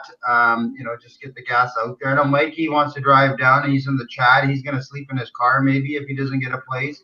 I don't know what Josh is doing, but I can find a cheap motel like couple of blocks away as well, right? So yeah. But I think it's important. Like when I've been to Raleigh and Edmonton, I just that vibration of the people is so much higher. You just have this feeling like it's so worth making that trip. I mean, when we can't see it unless we're there, unless we actually experienced it, we cannot conceptualize what that feeling is and how important that is just to re-energize and charge ourselves. We're getting beat down all the time. Like, we're getting looks, we're losing friends and family. So I think for me, it's important. And somehow I was able to make it work. I looked at flight tickets for 2 months, almost every day, hoping there would be a good deal. And then finally I was like, wow, I just decided to check air miles. I had enough air miles. And then I got a $700 flight for $150, right? So I don't need to check a bag in, it's only for a few days. I'm not going to pay the $25. You know what I mean? So make it happen. Like if you can, I know it's October. It's less than 2 months. It's 2 months away, I think, in a couple of days. So I don't know how far the drive is, but try to figure out some way to get there. And I think I could do it. I can probably even turn it into like a little trip for me and my wife. She's looking at me like, no. Financially, I don't know, maybe, but we'll figure it out. I have to figure this out. But like you said, I have a need to connect with some of you guys because it's like, look, we're all doing this and, we're all in our own little corner, but I would love to spend, 20 minutes with Josh and with you and with Marilyn and with Zoom. Like that would be so amazing just to be able to be in person, face to face with the very people that we're connecting and working with. And I don't know if it's an I'd rather opportunity. go out there and freaking shake some people up, man. I don't Yeah. even talk about this shit anymore. Come on. You know what I mean? Let's you know, come on, you guys. Well, you know, I mean, you gotta have love because this is the thing. It's Okay, like well- we're family. We're family. You know. No, I'm like- with you. I'm just saying, like, I'm just saying, you know, that I would rather spend my time being out there, like with Marilyn. When we're together, man, I just like being like, you know, it's fun watching her wake people up. I mean, that's why people like watching this stuff, I think. Yeah, maybe we should meet up out there and just do like one big epic flat smack, just like the whole crew. We all get together and we just make it happen. We just pick a spot and then just go flat smacking all together. That would be amazing. Yeah, that would be cool. Well, what is halfway between like Josh and now Mac, he's really far out there. Denver's halfway. Denver is kind of halfway. It's sort of like the middle of the United But States. like Josh and Steve and over here we have Dave and me. So what's halfway between us guys? Maybe meet Midwest or maybe in March or something. I don't know. I'm up for a meeting like that. we can plan something like that, you know. Yeah. Yeah, we should. And not only that, but we should try, you know, you build it up for months and there is no freaking cost. And the point of it isn't to go talk about shit we already know. The point of it is to make a big spectacle in as big of a place and as busy of a place as possible. So you planned it around a huge event, and then you go and you attack that event in terms of with Flat Earth being in everybody's faces. And, you know, flat Earth them in the face. Yeah. But I mean, yeah, that's what I'm talking about. Like, if we were all do that, and we were, and so we got 50 people on here now. We plan. I mean, look, how much do they really do? I mean, who knows how they got, you know, if we were to spend the money on promoting the next get together, but it's not a what a meeting to talk about this stuff. It's a meeting to freaking go in there and quote flat smack, quote, yeah, or however you want to do it, or whatever you call the it. biggest event that we can pollute with the right message. Yeah, man. Well, I mean, Marilyn made a good point. I don't understand, like, these conferences. Flat Earthers are going there, and the first one was great for us to go there. But, I mean, we talked about this. It's exactly what you can find on YouTube. There's no next step. And that's what we need to do. It's great to have a big hangout, but spending all this money for a big hangout, there needs to be, like I talked about earlier, planning, organization, or whatever. We get 500 people there. We should be talking about what to do next, not talking about more proofs. Well, Right. that's why I like. Or you know what? Imagine this: if we had as many people who go to a Flat Earth conference, how many people go? A couple hundred. Okay, so you have a couple hundred people. They're marching down one of the biggest, whatever the biggest thing that you can find, and each one of those person has a huge banner. Each one of them people has stuff to hand out, and we all meet there, bro. All of us like forget about like the stupid news media freaking who makes fun of the Flat Earth conference anyway, and they show you these biased reports. When it comes to making waves, I mean, the first conference that they had. FE Core was announced, and that was like an amazing thing, you know, because it's like we got a scientific group, people who are actually going to start defining, reality. What are they putting out? I don't know. Well, they got a bunch of experiments that they're doing, and they have made ways with like Wi-Fi or something like that. Experiments. Hey, we have enough content now. We have enough to get out there and grow our numbers. Right. Yeah. The next step is activism now, because that's the new step. Because like we have the science, we have the information, the education. So now it's like, where do we go from here? You know, we have to push these big we channels. We have to push these channels that aren't doing anything, and these organizations. I mean, I got nothing. I love all of them. Gary, Robbie, Rob. I love all of them, but we need to be pressing them to push further. Yeah. Otherwise, well, that's why we're here.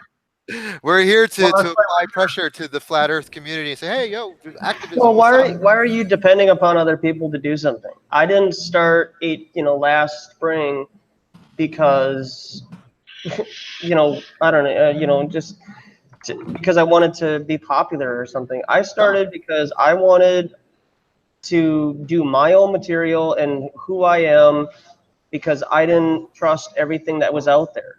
Be your own authority. So yeah, I don't have to, wait for somebody to jump on board or a main, Flat Earth channel to promote my stuff.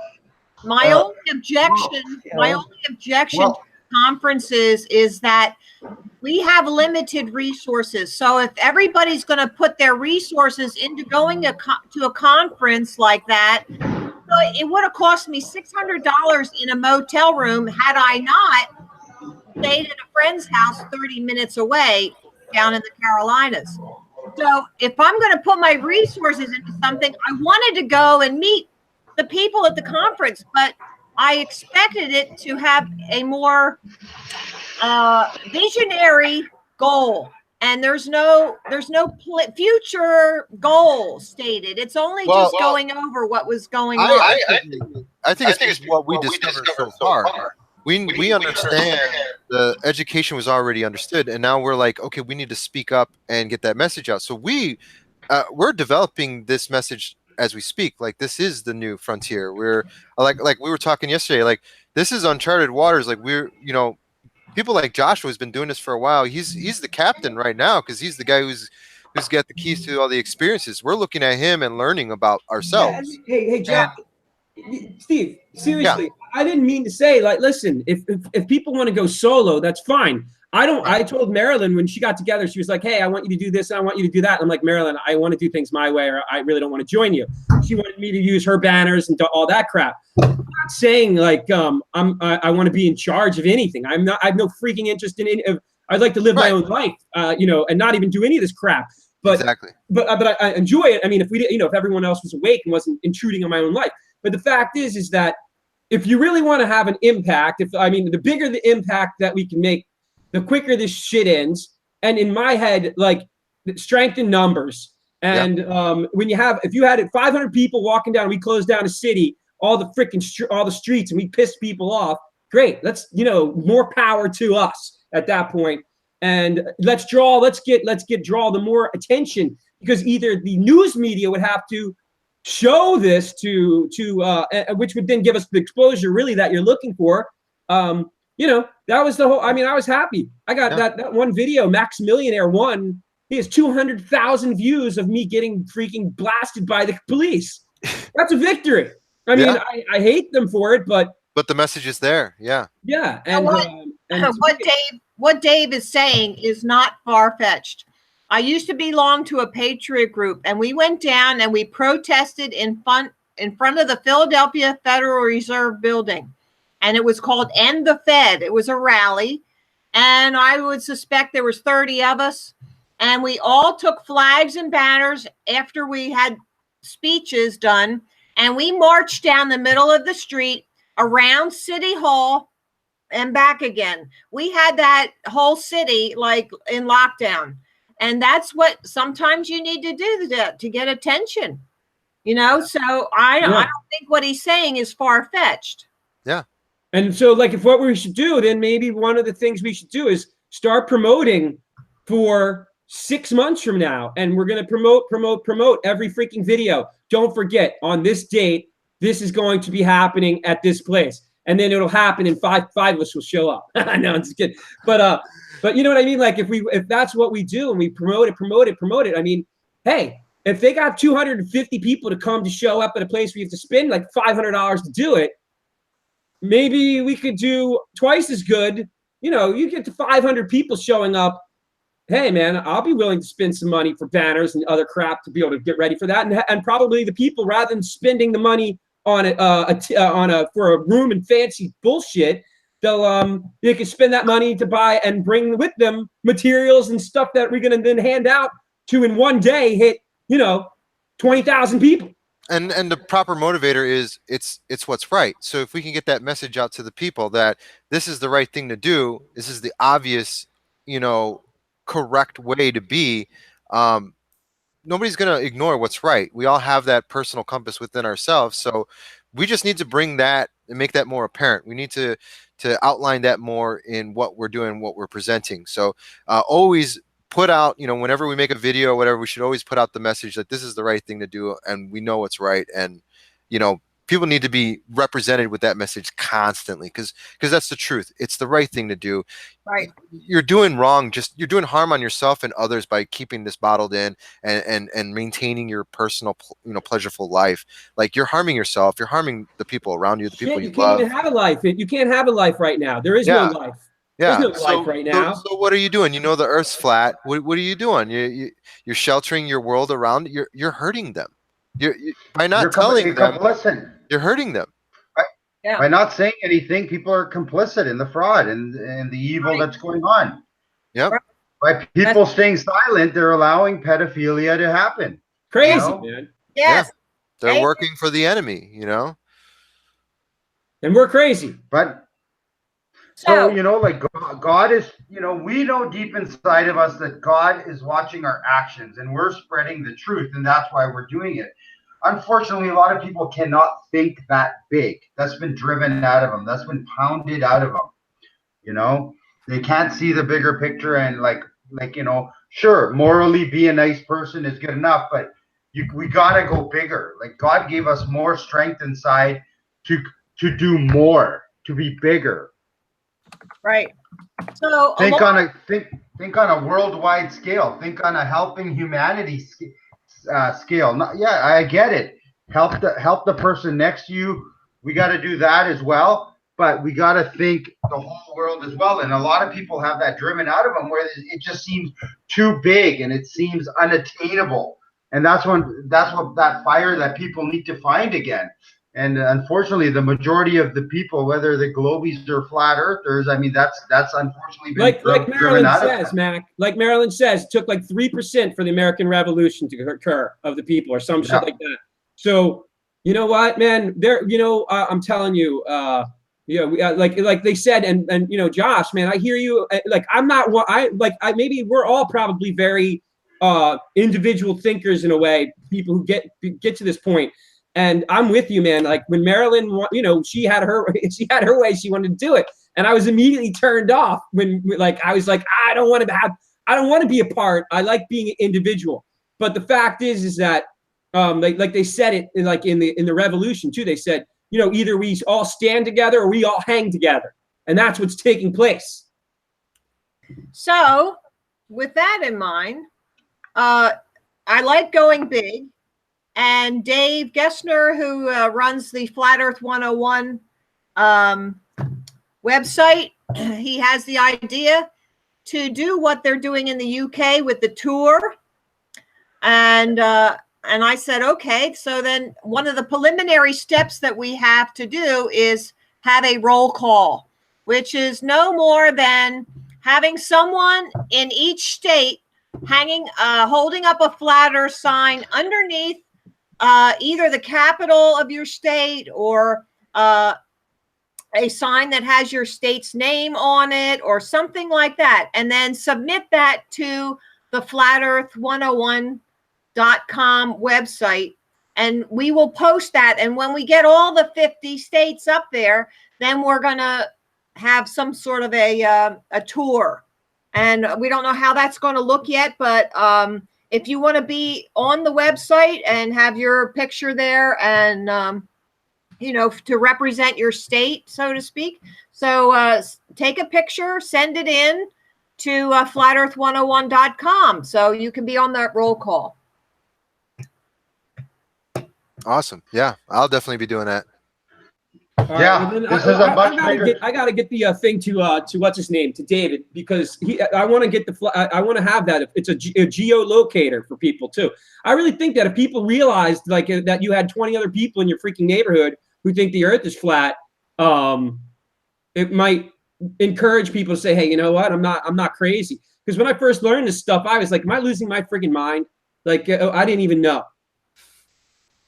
Yeah, it's rough. It's rough working through all the emotions and figuring it out. Yeah. So with that being said, that's awesome. We're going to definitely put that link down below too as well. So did anybody else want to add anything? We did do a shout out earlier, but anybody else wanted to add anything to that? Only thing I'll add at the end here is that anybody listening right now, New York, New Jersey, Pennsylvania area. My email, it's david@dbchocolate.com. Marilyn goes out with me. It's freaking fun. And if there's any way you can even do it one time, try it. You'll be shocked. If you don't think that maybe it's for you. And then I don't know of anything else. Yeah, me too. I mean, like in the Chicagoland area, if you guys want to, do our meetup, we got meetup.com. If you look under Flat Earth Chicago, you'll see our events there. And also, you can always message me at redpillchicago@gmail.com. If you live in the Chicagoland area and you want to do some activism, and even if you just want a couple of flyers to go pass out, I can give you a little stack, so that at least to get you started, and you could do your own thing. So hit me up for sure. So. Yeah. So how's everybody feeling? Everybody, you want to add anything else? You want to keep going, or should we just abrupt I want to say thank you to Josh, because I know he's he has to leave his house to do this probably, right? Yeah. Yeah. I don't have very good, reliable interwebs at the RV right now, but I can use it to get online and do minor stuff and maybe watch videos. But yeah, I mean, this is important to get out there, bring exposure to the importance of open air activism and letting people know. Why I started doing it in the first place was really to give other people a testimony of things to do and things not to do when you're talking to the public. And whether you want to record it or not, you still have to build that confidence to talk to somebody. And you have to limit the swearing and the downgrading of people, calling them names and everything. And for some people, that's not for them, So I don't know. I just try to be an example for people and, just hopefully that over a period of time, it will be effective, at least where I'm at. So I mean, that's all I can hope for. So I plan on doing something at schools, and David also was liking that idea. Before we leave, the schools. But before we leave, I really anybody have any ideas on I would really like to. I really want to chase down doing an event. I just don't see any of the Flat Earth conference thing. Just I don't even understand it. And for me, I want to do a Flat Earth activism event, and I want to start setting it up like today, where we start saying this is going to be the date.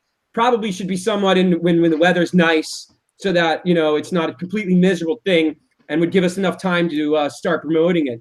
But I'm telling you right now, I can see that happening. I can see. I mean, if they can get how many people go to that Flat Earth conference? They get a few hundred or more. I think there was 500 at Raleigh.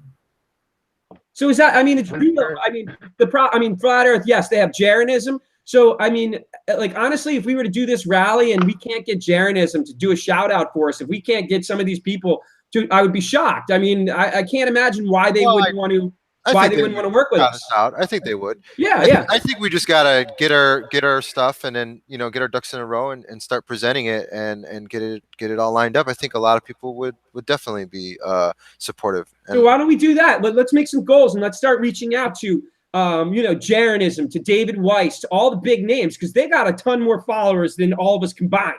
Oh yeah, David's a big follower of us anyway, so he's a good man. Yeah. Are you suggesting that we have like a big meetup, or what kind of an activism where we're gonna freaking find the busiest seminar biggest event that we can basically terrorize with Flat Earth real reality red pill, and we red pill as I don't know what event it would be. Well, it would probably be good to have it presented in a way where you have an educational informational sort of seminar first, and then after the seminar it'd be sort of lead by example, and then you take them out and you do a public activism protest. Yeah. So I mean, the veganism community, actually they do this a lot, where when you do join on to some of these, they have like a first an open forum discussion, like a public forum, and then they walk from there to their activism location, and then they present their activism. And that's a great point, dude. That's another thing. We need to line ourselves and show the benefits of what our message is. Because I know a lot of flat earthers are lean toward veganism. Whatever. I don't care if you eat meat or not, but yeah, myself too. And so like if we align ourselves, we could probably hit up the First Amendment auditors, because I'm all for that. I'm all, I mean, we're getting hit by that. So now you can, and I mean, that was Maximillionaire 1. That was huge exposure they got us.